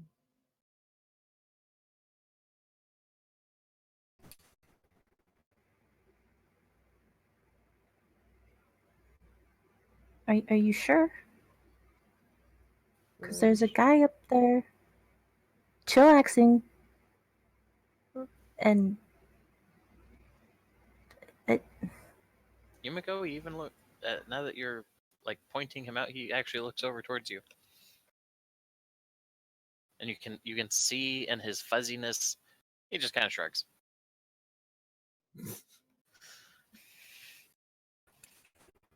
the fuck you shrug?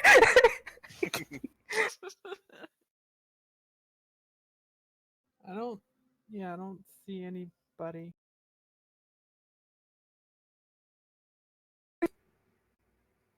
Are you okay?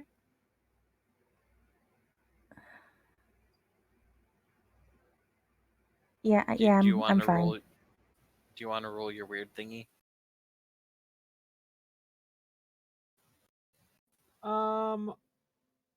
Not yet. If she's just gonna go, I'm fine, and leave it at that, then no, definitely not.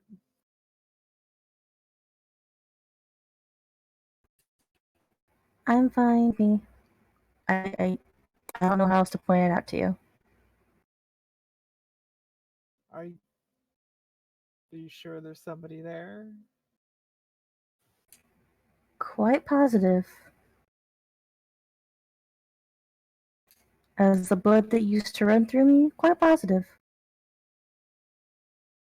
That was an odd thing to say, but all right.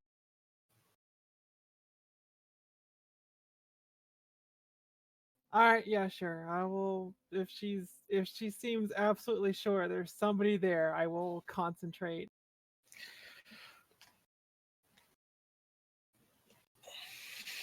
Awesome. We're gonna roll your thingy. Okay.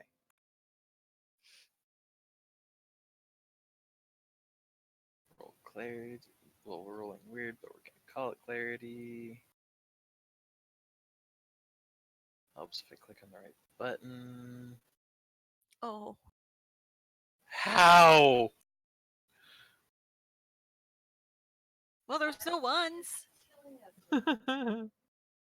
Yeah, Brooke, you don't see squat. I there's nothing. I don't. I will say you also know that the power failed. Because if you would have rolled a dramatic failure, you would have believed that the power worked. You couldn't. You feel like if there was something there, you weren't able to peel it back. I don't know. I can't concentrate well enough. Um, if there's something there, I'm not seeing it. I'm not saying that I don't believe you. Just that I can't really see it. If it's It's fine. Maybe I'm making a big deal out of nothing, but it's just strange. The round of auctions is closing. Thank you, ladies and gentlemen. Yumiko, make me a wits plus composure roll.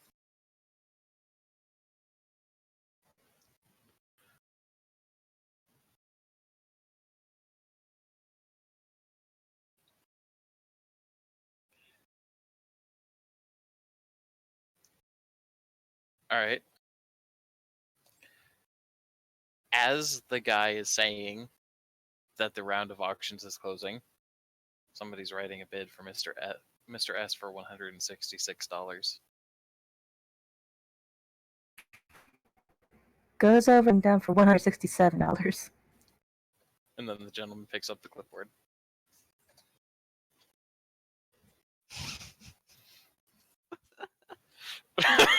Okay. Just had to feed that lust. Okay, you regain a willpower point.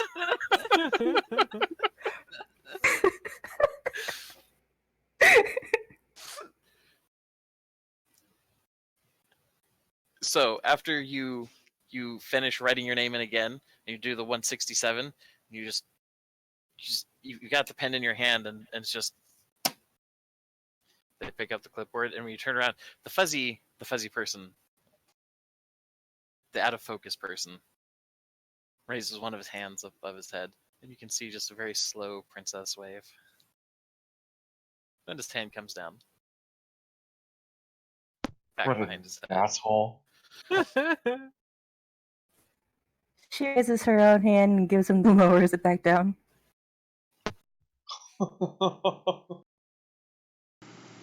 So, everybody in the room just sees... Has Ben noticed all this pointing and gesturing? Yes, at this point, and then she just waved to an empty corner of the room. Ben stands up, goes, I need to use the bathroom for a minute. And walks out. And what? You cut And out? walks out of the room real quick. Okay. He gets down to the bathroom, right? Uh-huh. He finds a mirror, right? This is not within a locus. No, but I can still pay a point of essence to not have to roll. I thought you had to still be within a locus to step into the shadow. That's... Hang on, let me read it again.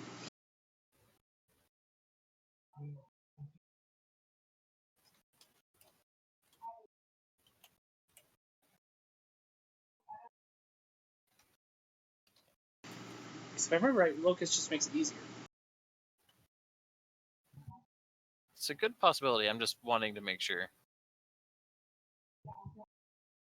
Rules. Stepping sideways. For a character step from one world to the next, player rolls intelligence plus presence plus primal urge. Werewolf must be in the area influenced by a locus to even attempt stepping sideways, unless he's using the rending the gauntlet right. The following factors affect the roll. Good luck getting that right. It's 5 dots. Yeah, no kidding. You know what? Actually, this is a courthouse. Actually, it is a public courthouse. This would end up. It's not a strong locus, but the whole building would. It makes sense that it would be a locus. Now that I think about it, but you are in a dense urban area. And as I read earlier tonight, I can spend an essence point to not have to roll the transition. That's under essence. Yes. So yeah, he spends an essence and transitions to the shadow. Okay. So this building from the shadow side. Oh well, actually, first of all, one of the things that I should state, Courtney, that zero gravity feeling. Oh, you Yeah. feel it again. And Verglis even looks towards the direction of the door. If I shifted, my body would just drop, right? Or what exactly would I have to do? For you to step into the shadow. Yeah. Uh,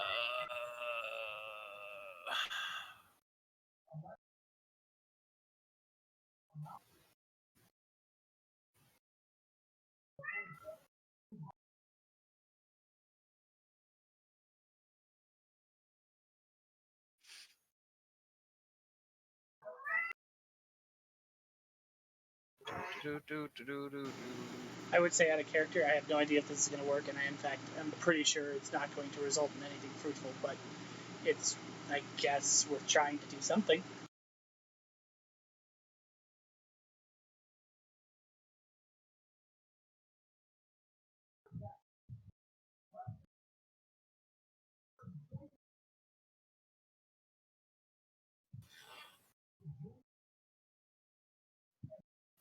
Okay, your body would go with you. Oh. If you're crossing as a whole into the shadow, your body would go with you. If you used projection, your CD, the projection CD, your body would stay behind.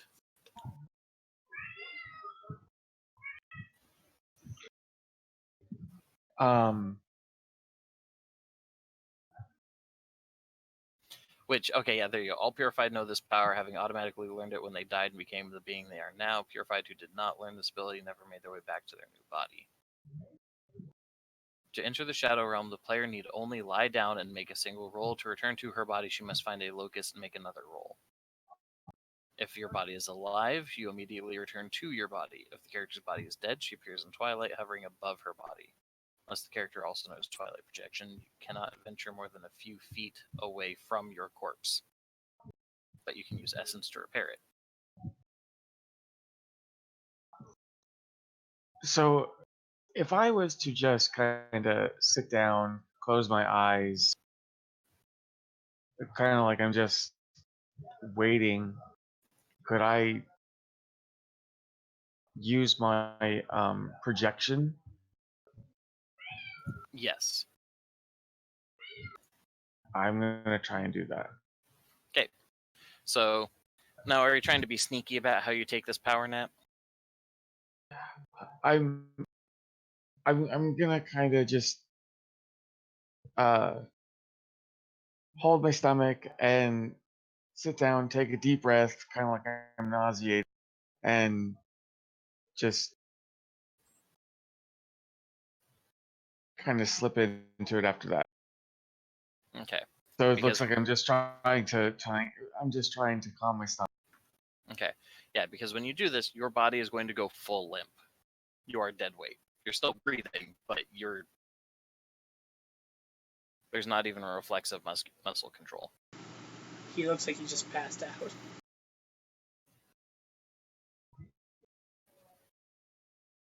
You know what? What, That's Cassie? Yeah, you're like full REM sleep. There's nothing. you know what? That's fine.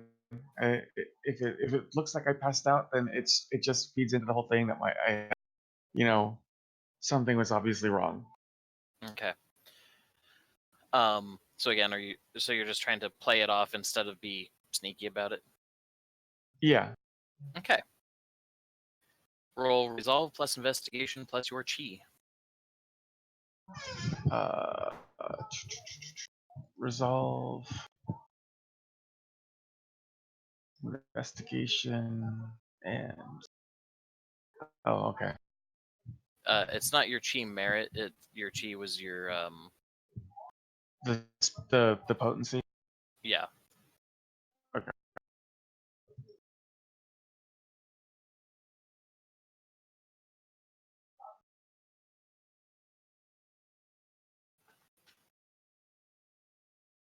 All right, what did we get? You successfully slip into the shadow. So yeah, you. All right, I will get to describing that in just a second. Because you two are in the shadow, so you do not see anything that's happening in the room in the material world, because that is across the gauntlet. You are now Okay. both within the spiritual world.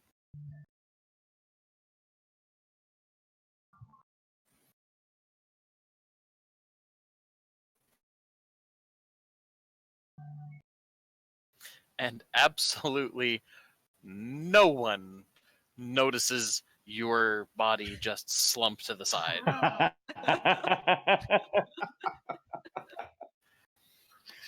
Okay. So, I'm going to describe the same building to both of you, because even though you're in different parts of it, like, honestly, Ben, you're like just barely down the hall. So the building as a whole, despite the fact that it's single story, like there's obviously like another like half story where they have like storage or something or another, but that's not people's perception of it. But despite this being a single story building in the shadow, this building is tall. This is important. But you also get the feeling like most people don't actually know where it is. There is fear, palpable fear in this area, and hope. And the but more specifically, there are tons of spirits. Courtney, when you project your mind and your spirit into the shadow, you are actually sitting next to a whole bunch of other spirits. Like, these benches are full. Okay. Ben, as you step out of the bathroom, there is a line to get into that courtroom.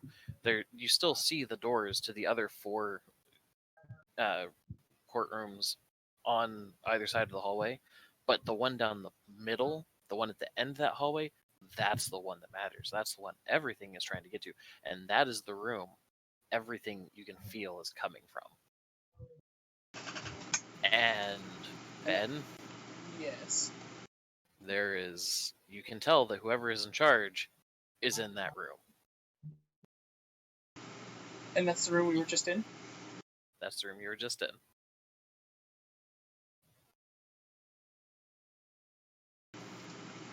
What sort of spirits? Pretty much everything but animal spirits. Ah. Like everything but, like, there's you can tell that as the wolves explained to you, these are very much concept spirits. You can tell that some of them have traveled from other parts of the city to here. None of them talk to you. You can tell that there's and then that's one of the other things. This place is, despite how much stuff is here that should be opposed to one another, even being in the same room without violence, they're all behaved and they're all quiet, and this whole place is very quiet. It clicks. It's a court. Everyone's here to plead their case. Got it. Okay. In the dead silence, Courtney, you hear Ben in the hallway say that. Okay, Ben begins to move down towards the room. Yeah, what do I see in the room? I know that the seats are all full. Mm-hmm. There is a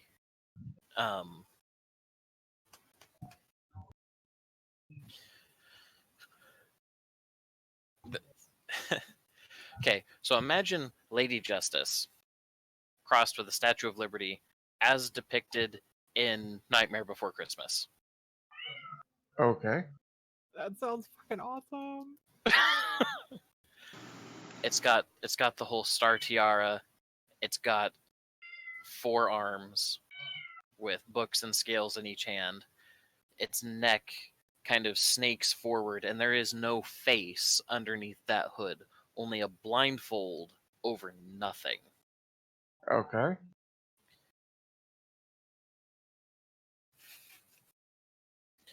And it seems to be paying attention to the door at this point. And Ben, when you step through, this is a spirit that's kind of on par with the Black Mother. You are small in this room, and yet it looks directly at the Wendigo. Which, by the way, Courtney, when he steps through, you see the little glowing tattoos of renown over his body. You don't know quite what they mean, but they look like there's some sort of like symbology and writing that he's just kind of glowing with off of parts of him. Interesting. Weird little circular tribal tattoos. They kind of look like claw marks. Exactly. And the spirit then looks back to the two other the judge here, because that's what it is called, the judge. Looks down to the two spirits that were presenting a case. And its voice is stern and echoes with like as if it was speaking in an auditorium. And it's not just when the voice is not just coming from it, it's coming from the building.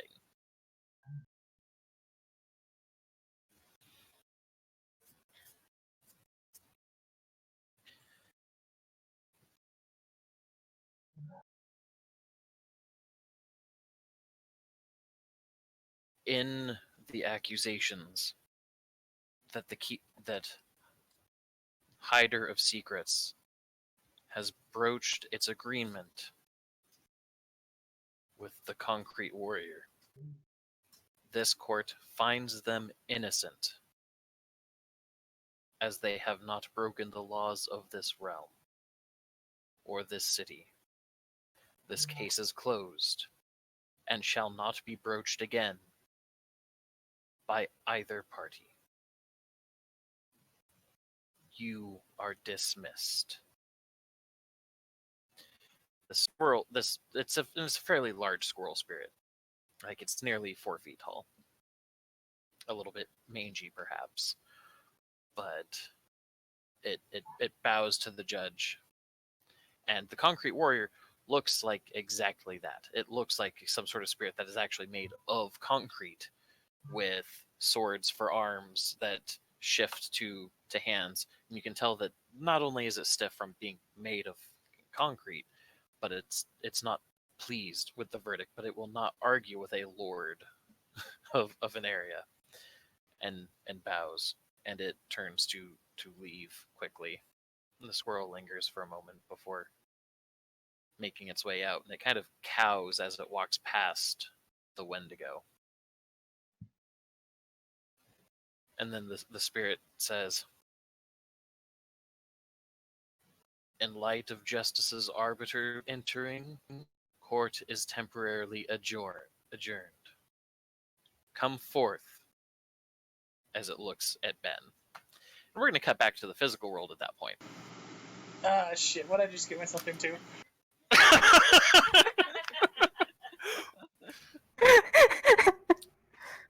The next round of bidding comes out, Brooke and Yumiko. Uh-huh. And this is Casey. Do you have a suggestion of anything that you would like to have come out? There'd probably at most be some jewelry, but that's really it. It'd probably be yeah, English I can speak. It'd probably just more so be like the jewelry boxes themselves. Okay.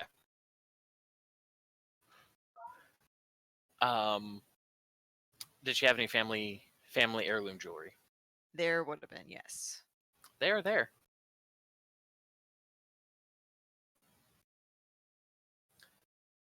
And for those that are in the room, people walk over, just as every other round. People look over, nod, give it a superficial appraising gesture, Mr. S, and then they like minimum bid plus 15%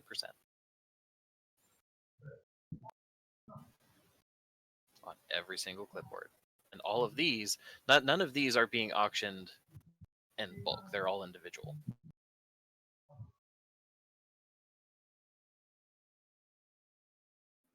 So, I mean, there's some heirloom stuff.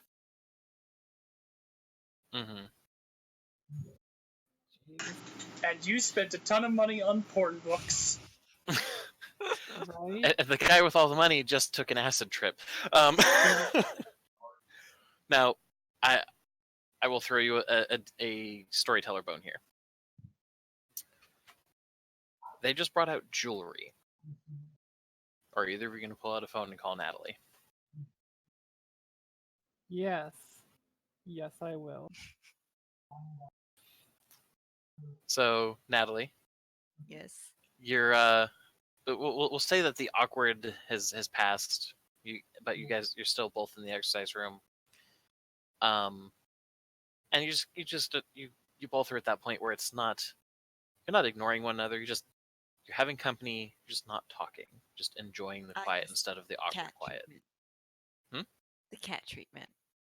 Yeah. And then out of your back pocket,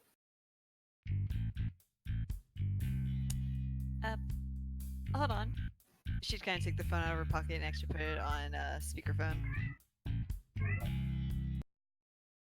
Hello? Natalie, Yes? jewelry. Um, I'm. I mean, I didn't really wear any considering my line of work. Are you sure? Yeah, That's actually. there's a bunch of jewelry here. Some of it looks kind of old. Yeah, because it was family stuff. What the considering my brother went through the stuff, I would have expected him to keep it.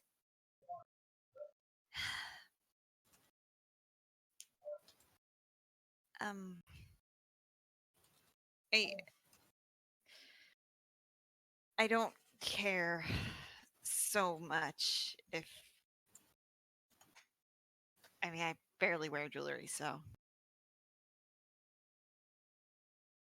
You don't want it? no. None of it? I there is at least a ring if it is there that I'd want. Which one? It was a simple silver band.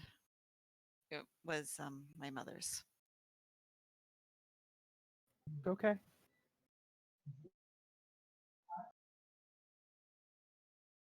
You sure that's all? Yeah. Okay. I'll see what I can do. Thanks. Yeah, you're welcome.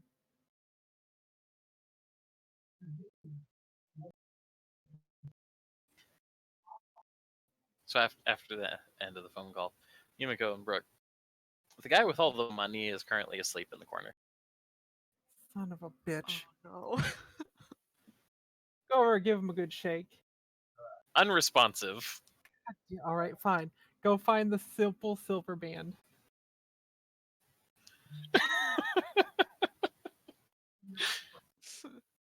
Okay. Casey, I'll leave that up to you. Because you said she did not have much ultimately. How much? Like, how difficult is it to find? Probably not very. Is it the only one that meets that description? Of a simple silver band, yes. Okay.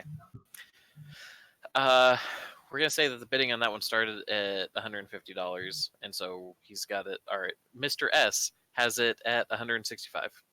Son of a bitch. All right, get 175 and stand there and stare down anyone who even thinks or looks like they might be thinking about coming over. All right, so you're now going to roll me your presence plus your intimidation plus one die for your specialty and stare downs. This is awesome. Wait, Yumiko. is modifier an extra die or Yes, how does that work? because you actually have a specific specialty in stare downs in it for intimidation. Yes. So you get an extra die.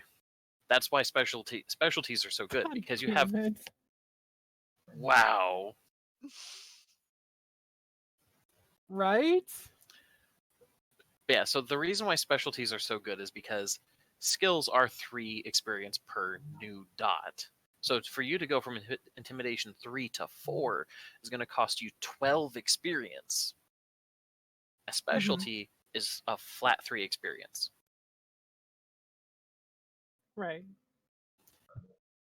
She's essentially rolling four dice because she's trying to stare just like Exactly. But like if you had another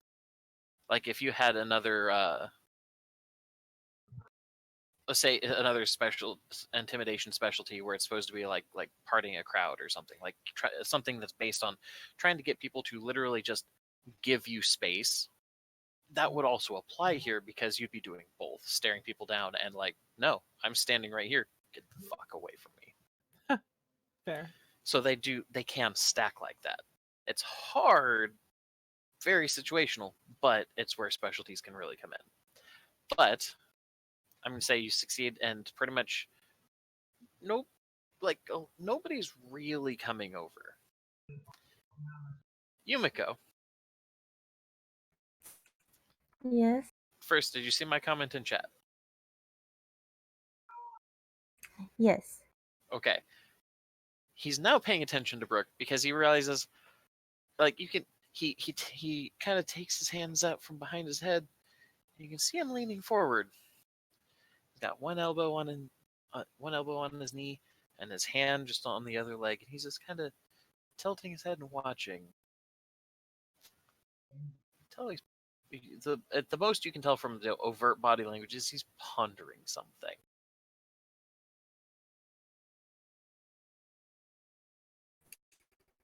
Yumiko just keeps what? she just keeps looking at him, Okay. like keeping an eye on him. Alrighty. So, so you're just gonna stay on observation for that particular issue? She's gonna stay too close, but To Brooke or to him? she's kind of like in the middle between the two of them. Okay. Duly noted.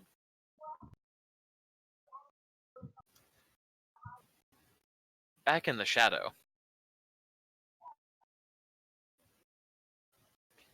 the crowd of spirits that were lined up to head up towards the pedestals to present their cases to the judge step aside at the judge's decree for the arbiter to step forward. So first, Courtney, how are you responding to all this nonsense?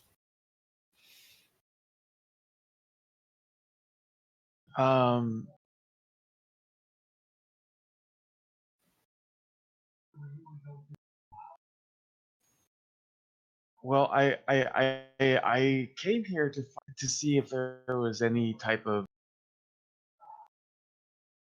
uh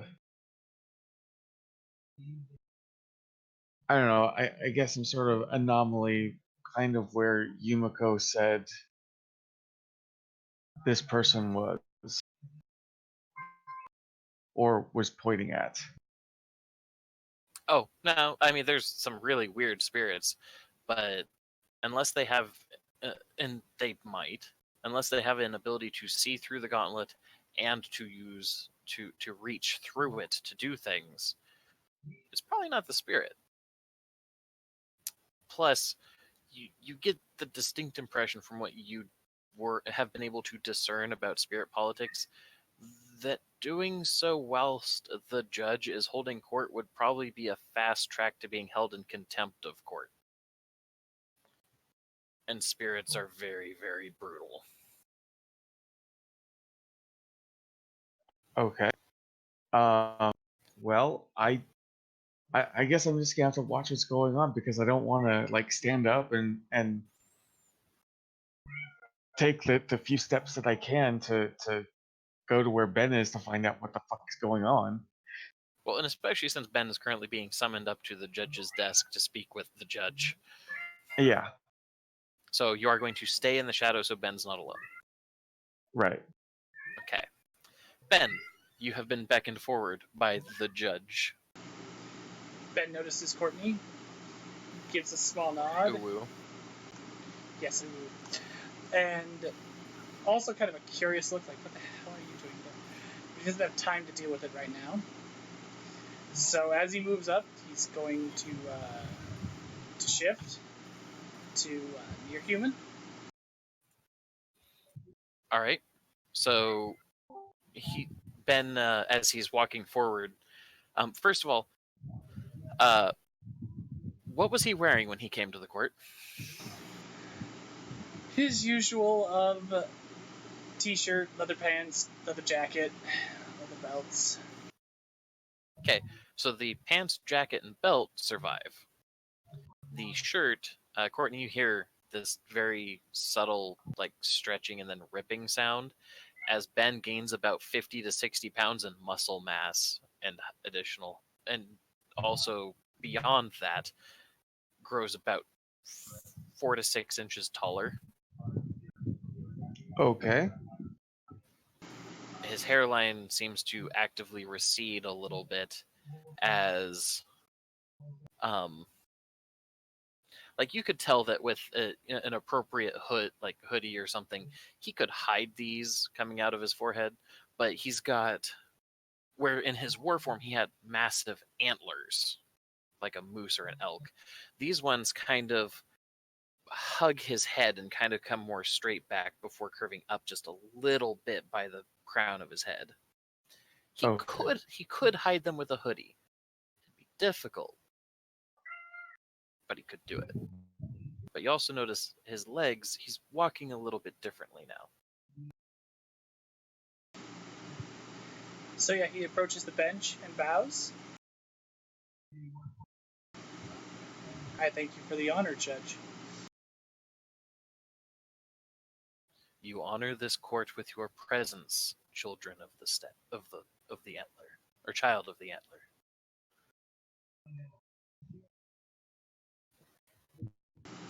What brings you to my court? I hope to not take too much of your time. I merely noticed on the other side of the world, the other side of the gauntlet, someone engaged in a rather blatant act of avarice, and thought that maybe I could trace him to here. But You see the spirit lift its gaze and looking over the crowd, and Ben, this is happening behind you, but Courtney, you see every single one of these spirits kind of like shrink back, like, not me. But certainly none would dare, when court is in session, to engage in such activities affecting the mortal world. Such would be folly before your gaze. Yes. I would not accept such larceny. Even with the covetous nature of the shadow, of those who dwell within the shadow, this is a place of order, and will be maintained as such. And I have sensed no breaches of the gauntlet other than when you yourself stepped through, and when the anomaly, as it looks straight at you, Courtney, and I have to make a roll.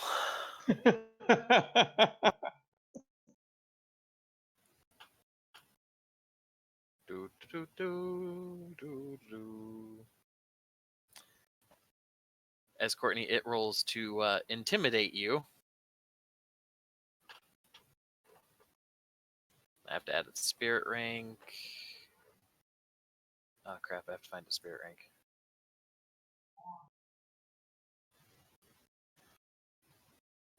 Which is especially troublesome because I'm like, I just made this dude up on the fly, can you tell? And Matt never thought, oh, Josh is definitely going to go and meet this thing. Spirit rank.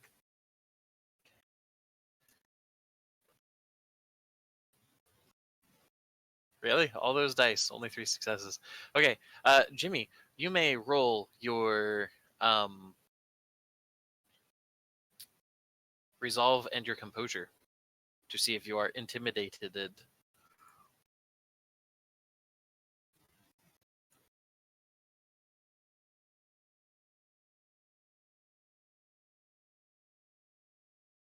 Yep.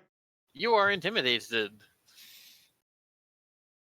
Okay, as it calls you an anomaly.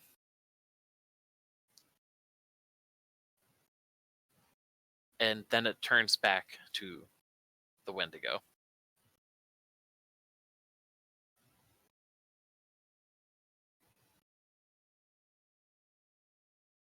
I know of your ancestors and your role within the shadow.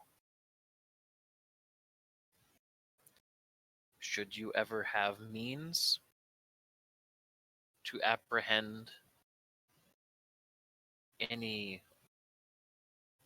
being of spirit, or any being of essence, and bring them to my court, I shall hear your case, and you shall have precedent as an enforcer of our laws.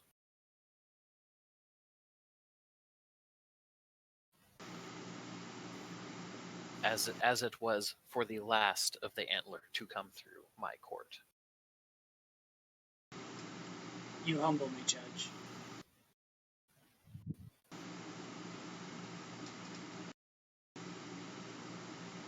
but we shall disturb the order of your court no longer. As much as I hate it, I feel my path of inquiry in this was misguided. It is the duty of the diligent to pursue every avenue that they can. But you spoke of we.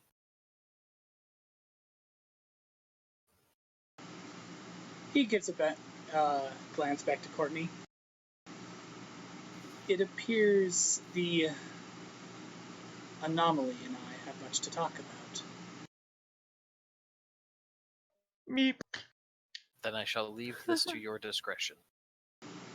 And then the judge bows its head, and two of its hands, one hand with a scale and one hand with a book as well, even though it's still holding the other two up. And then it rights itself. Ben bows back. As will Courtney. Courtney's in court. And Court's gone to court. and hurriedly move back to the frickin' to the mortal realm. So it's Ben just grabbing Courtney on his way through and just walking him to the bathroom. I can't go that far from where my body is. Remember? You can while you're in the shadow. If you went back into the material world to try and come back to your body and say you were dead, you are tethered to your corpse while stuck within the twilight. Oh, okay. Yeah, weird terms. Weird terms. Just remember, Shadow is land of spirits, Twilight is land of the dead. Yes. But anyway, so is Courtney being made to go with the stag? Ben kind of like gives a little head gesture, like, "Come on." Yep. Let's go. It was nice. It was nice visiting. Thanks for all the fish. Bye.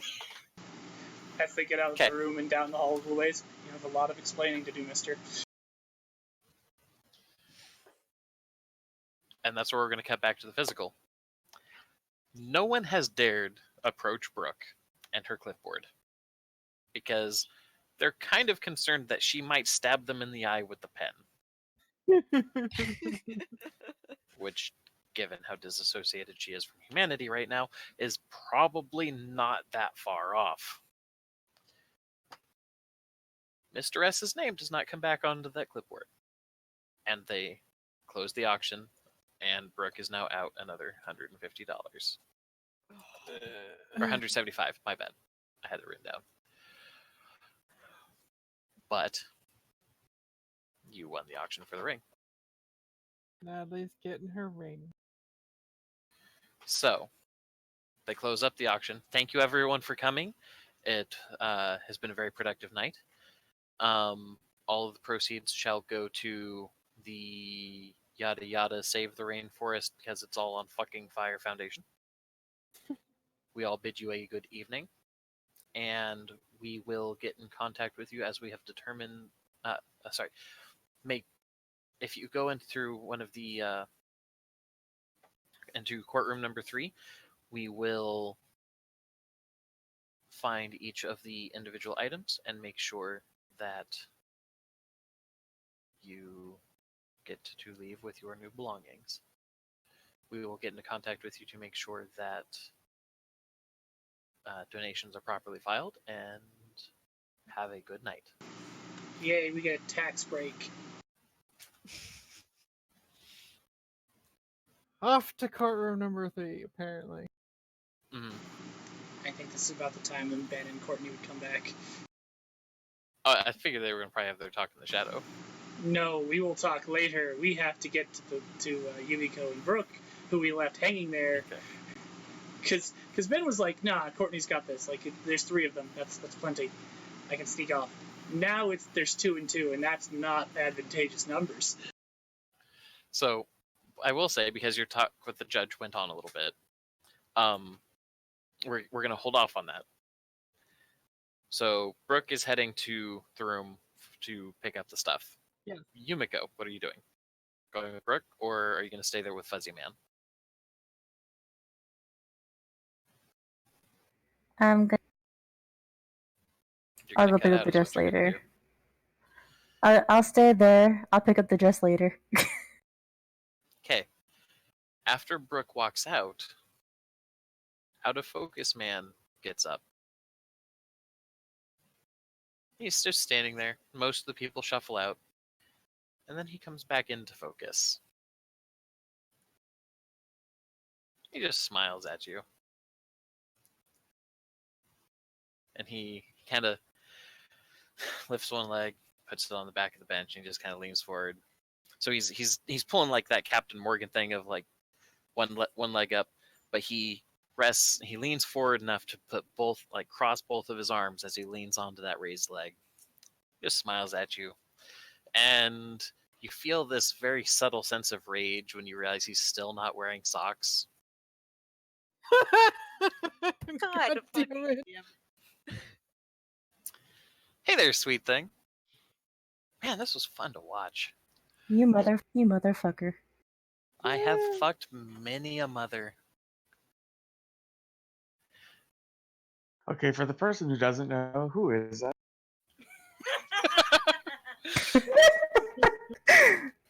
That would be Yumiko's sire. Oh, Harold okay. Sanchez. Vampire Daddy. Or as Ben calls him around the house, Dirty Sanchez. Does not wear socks with his dress shoes. You really don't. We all hate him.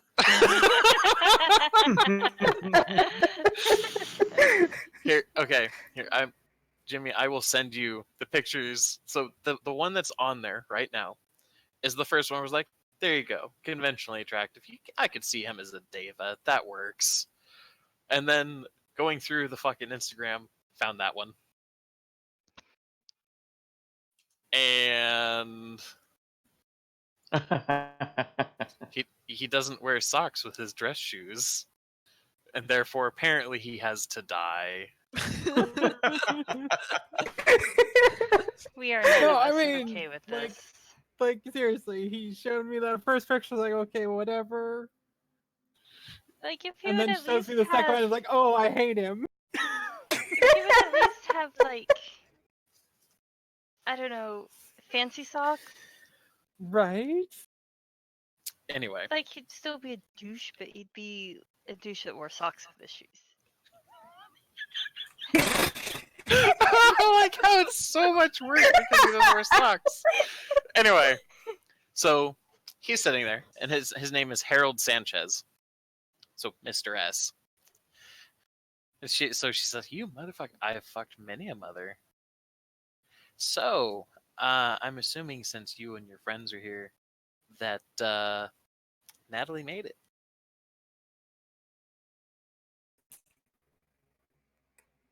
Don't know what you're talking about. Uh huh. Kind of do, but I would like for you to roll a subterfuge, please. Oh no. just subterfuge? No, wits plus subterfuge. Or no, I'm not wit. Sorry, manipulation.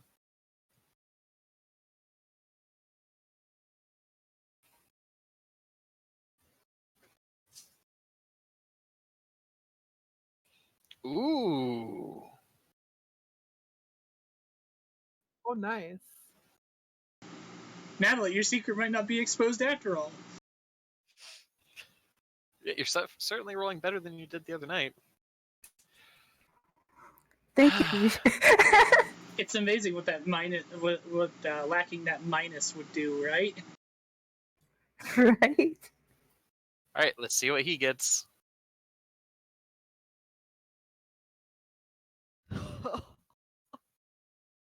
So you said I don't know what you're talking about. Is that what you said, or do you want to rephrase this to something Yeah. a little bit more concrete? Don't know what you're talking about. So she didn't. Oh, mate. He kind of has that moment like, aha, and then he kind of just smiles and he just seems almost smug. Aren't you saying that you came over here just to make sure that the loose ends were taken care of? Oh, I'm fucking proud of you.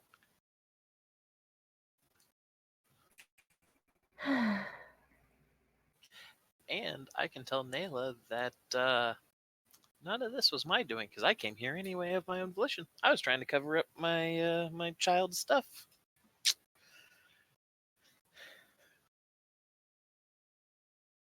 Speaking of, how did the rest of your conversation with Nayla go? I don't know why you had that much confidence in me. Yeah? Yeah. That bad, huh? Courtney, you jolt Yeah. awake. Okay. The room's empty, except for douchebag McGee without socks on and Yumiko, Okay. which Oh do you my have god. do you have eidetic memory? Uh, Courtney. You do not. Okay. Um make a uh intelligence and composure roll.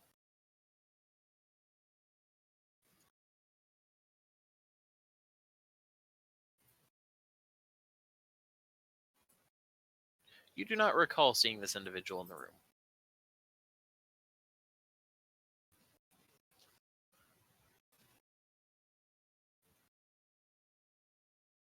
Uh, He looks over at Courtney. Oh, good to see you're awake. yeah, nausea. It's a bit. I wouldn't know. But are you friends with Tsukiko here?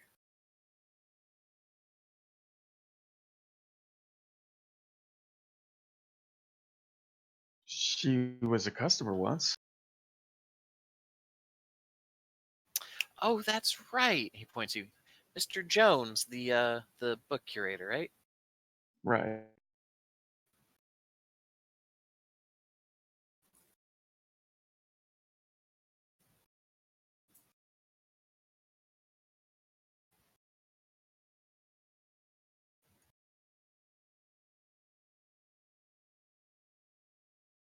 And what's your name? Oh, Harold. I'm friends with Tsukiko here. I mean, could borderline say family.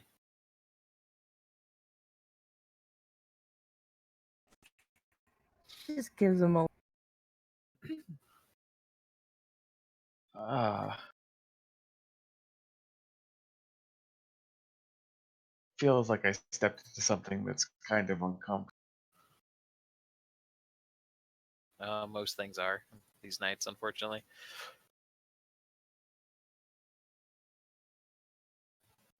Well, it was nice meeting you. It was nice seeing you again, and I'm gotta go get my books. Courtney, Yep. I would like you to roll your composure plus your potency stat.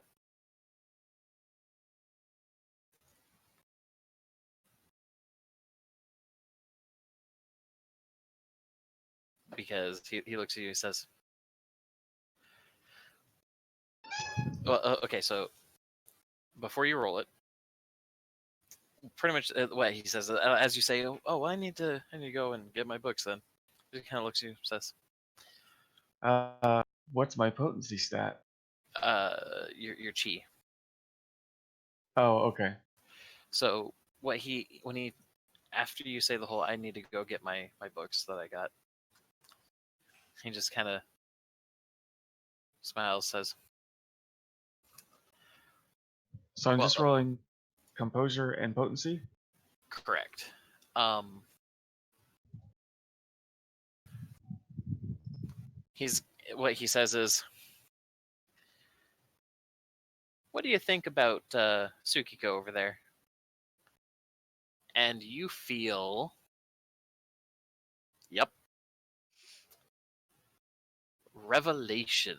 The allure and reassurance of a kindred with this power is enough to make others forego caution and share their innermost feelings and secrets. A few complimentary or compassionate words, or a heartfelt look from the vampire can break down a person's prudence and fear, inspiring a desire to share deep feelings of or dark secrets and an upwelling of affection or release. So he's asking what he thinks of Yumiko. Yeah, what do you honestly think of Tsukiko? I'm a little terrified.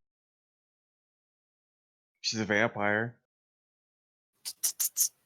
Careful with that word in public.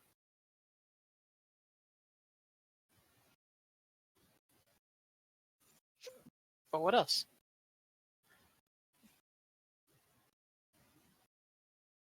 I don't know her very well. Oh, tisk tisk.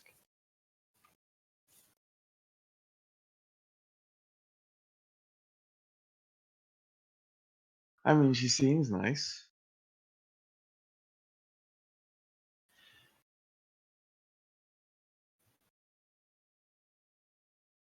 What do you think?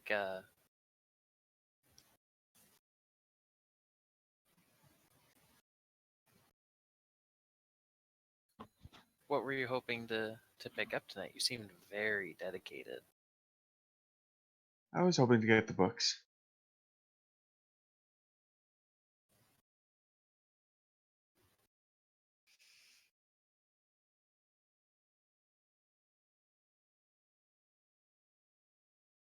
Awesome.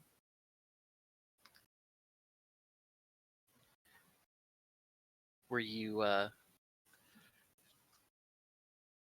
Actually, I'm gonna have to make him re-roll again. Okay, so go ahead and roll one more time, Jimmy. Okay. Oh, that's convenient.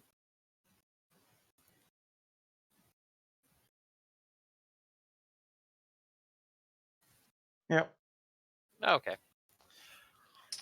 Second verse, same as the first. right. You were there the night that everything went down, and I ended up taking Yumiko here under my wing. I was. Do you think you turned out the better for it?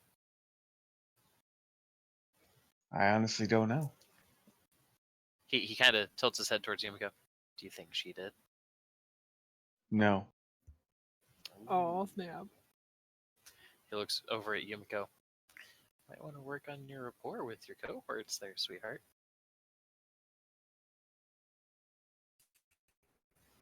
She says,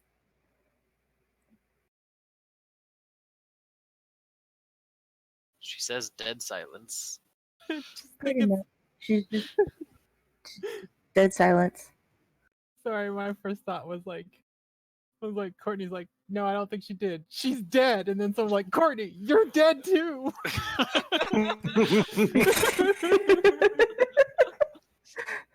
Hey, this body's heart is beating.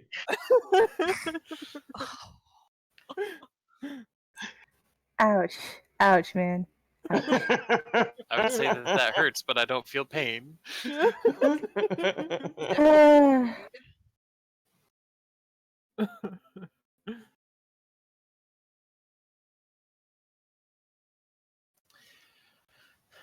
Anyway, it was Courtney, right?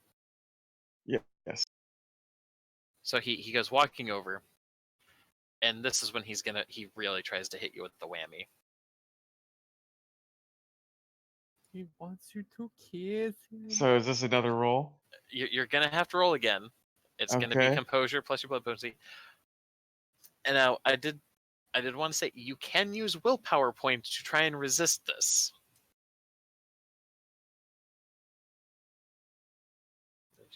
Empathy plus majesty. All right, so I'm making my roll. You know what? So if I do spend willpower to do this, You get 3 additional dice. I will spend willpower. Okay. 4, 4, 4.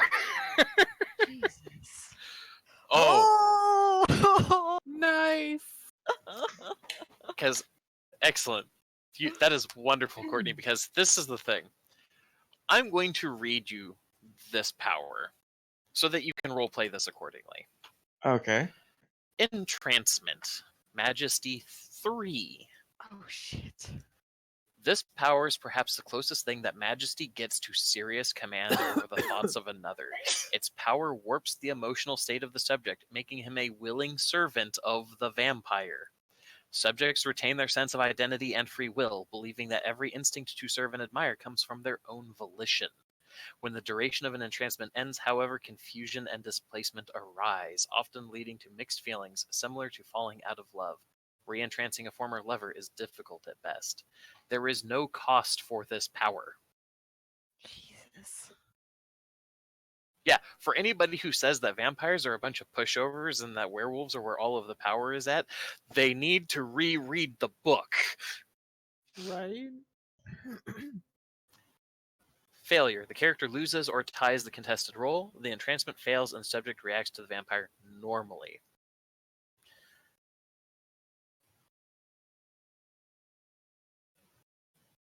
Anyway, so what he does is when he looks at you, he kind of walks over and he just gently rests a hand on his shoulder, and you you don't feel him really like directly affect you. More how it feels is like he's just got sheer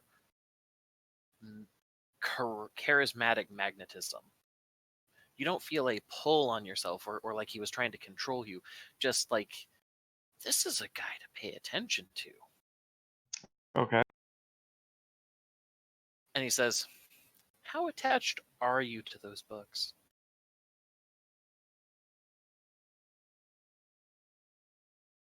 I'm pretty attached to those books. He just kind of smiles a little bit wider, raises an eyebrows, and then he looks over to Yumiko with the same expression. All right. Well, and then he kind of squeezes your shoulder, kind of like does like a with his other hand like a one arm finger gun as he points at you. I'll probably be seeing you around. Make sure she stays out of trouble, okay? And he drops his hand, and he's going to start walking out of the courtroom. As soon as he's out, Courtney just looks at you and will go, okay, he's a douchebag. I should mention he has heightened senses. He leans back in through the door, and Ben, you're walking out of the bathroom as you see some dude without socks on and a blue suit leaning back inside of the courtroom door, and he says, "Excuse me, I am the douchebag."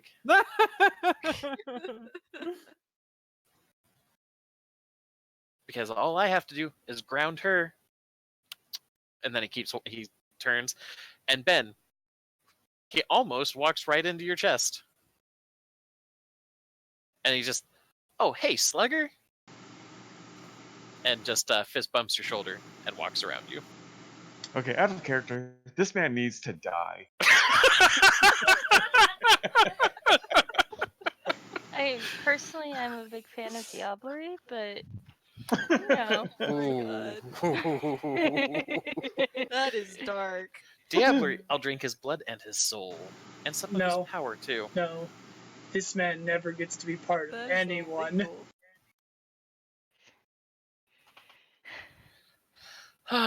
Okay. Anyway, as he's going, But she could go up a generation. Shush. Cassie, we don't have generations. Oh, right. Still, Diablerie. So, We should have As- generations. as Mr. Sanchez has been, is walking away and calls Ben Slugger, he goes, "Nice to see you too, Mr. Wonton."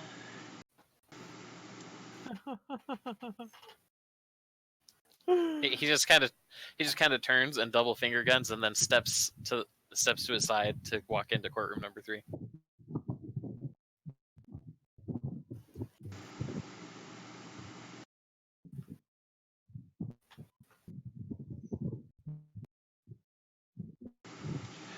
Alright, so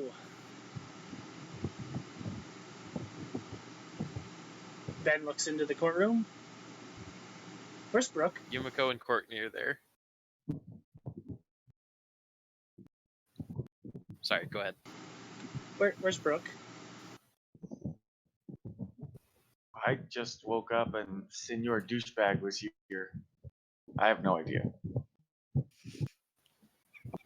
That casual racism. Oh my god.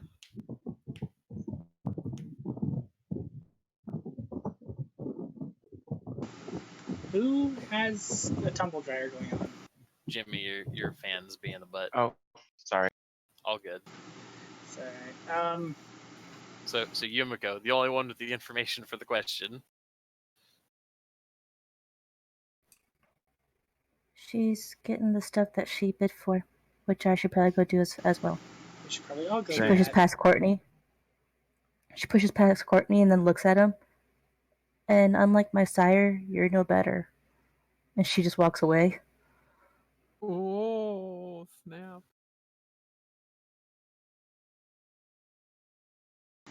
Snap.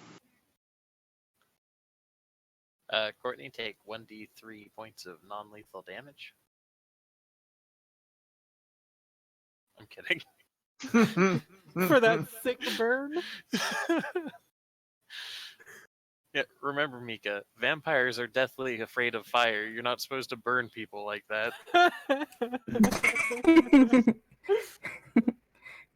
Physical fire.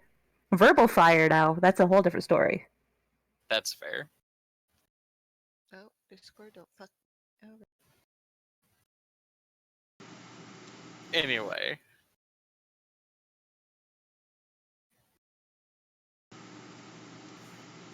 Yes. So, by the time... so, Brooke, you're already in there when Mr. S comes stepping in. And he kind of double finger guns to you, too, as he's downright got a skip in his step. Hey, who'd we lose? Oh, hello. Casey. there we go. Discord just Welcome back. channel and then it stopped doing sound. Oh. Yeah. Hey, so Brooke, you're picking up a couple of the things that you had to deal with when Mr. S over there comes walking in and he double finger guns at you. Hey, nice to see you too. And he just kind of reaches up and he snaps his fingers over his head. All right, everybody, pick up the stuff. We're heading out. And there were like 30 people in the room before. There's only like 5 that are lingering there. And they all they start grabbing the carts of stuff that Mr. S bought. Start walking it out the door. And while they're doing that, he walks over to the guy and he signs off on his stuff. Hands it to Natalie's brother, who still seems completely fucking out of it. Gives Brooke 2 thumbs up and walks out with the stuff.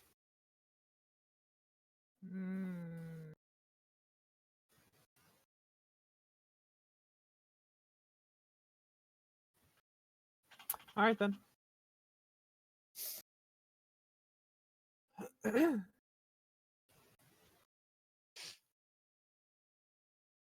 Just get my stuff. Okay. After he leaves, Brooke's brother seems to kind of come to. Or not Brooke's, Natalie's.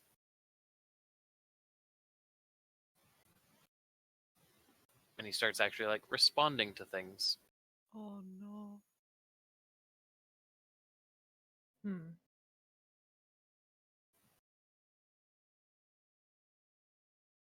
Like a person instead of an automaton.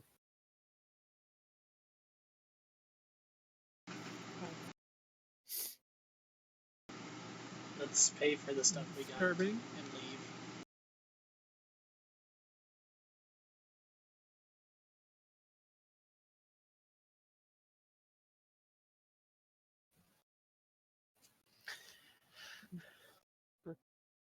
Here, like, kind of wishing she had made sure he knew that if he ever tried to do something like that to her, she would burn down the entire city to get to him.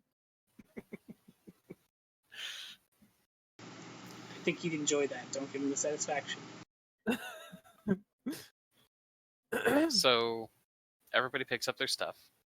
Mm-hmm. Everybody came in separate cars. Yep. As you guys are on your way out, you guys notice that there's there's a lot of rats like kind of peeking themselves around the outside of the courthouse. There's a couple of them that seem to be almost even outright watching Mr. S leave. No, not watching. That would be weird. Following, going in the same direction. Maybe they smelled something. But Courtney, you get that that zero gravity feeling in your stomach again once they start heading that direction.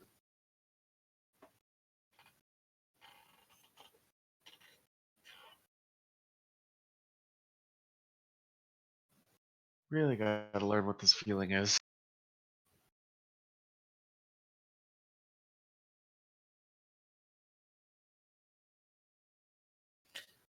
Anyway, so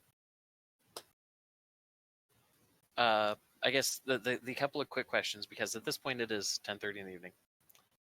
For our time here on the East Coast or the West Coast. God damn it, directions.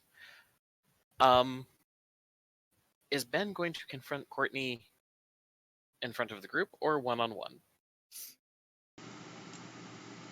We'll wait till we get in the car. You guys brought separate cars. Great.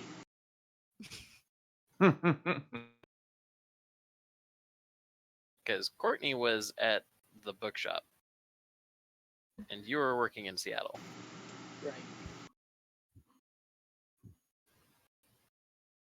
So are you doing it here or are you doing it at the Haven? We'll do it at the Haven. So yeah, as Ben goes, he looks at Courtney. Don't go missing. We have things to discuss, and I probably need to teach you some things.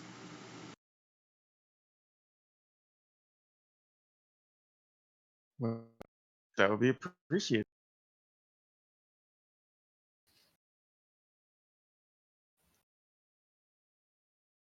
Does anybody else have anything that they want to do before we close everything at the court?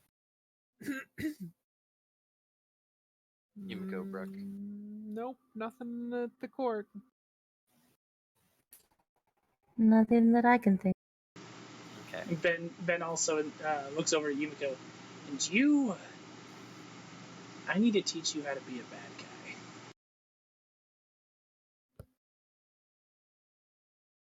Excuse me? We'll talk more later.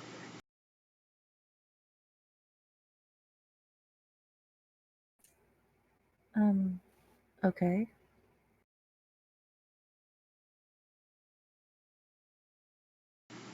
Yeah, that's it. That's all I wanted to get. Okay, so we're gonna go ahead and close the scene there. We'll do a little bit of a time lapse.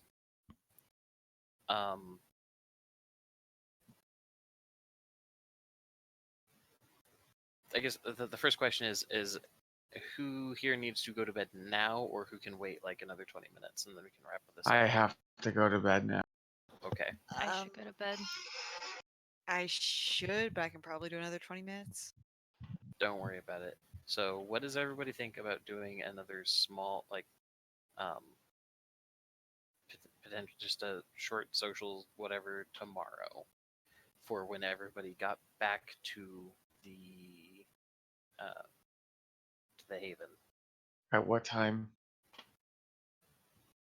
I don't need to be there. You guys are just gonna be talking. So I'm gonna be out until like maybe 10 o'clock tomorrow. At some point this week might be a good idea, at least to get the scene with Courtney. I know that I would like Caitlin to be there in that scene with Courtney. It'd probably be good if Brooke was too, because she jostled his unconscious body. Well, Brooke saw the Oh, Verglis. Yeah. Verglis Lacuna. And Caitlin seen the Lacuna, but not in the full form. So that's why I would like Caitlin to be All right, there. guys. I'm gonna log out. Okay. All right. So yeah, you guys figure out when you'll do that session later. Have a good night, Jimmy. Yep. Have a good night, guys. And we will go ahead and close that out there. the next recording will be addressing some of the concerns and obfuscations of the group. Okay. Oh. All right, say goodnight, everybody. Good Good night, night. everybody. Good night, everybody.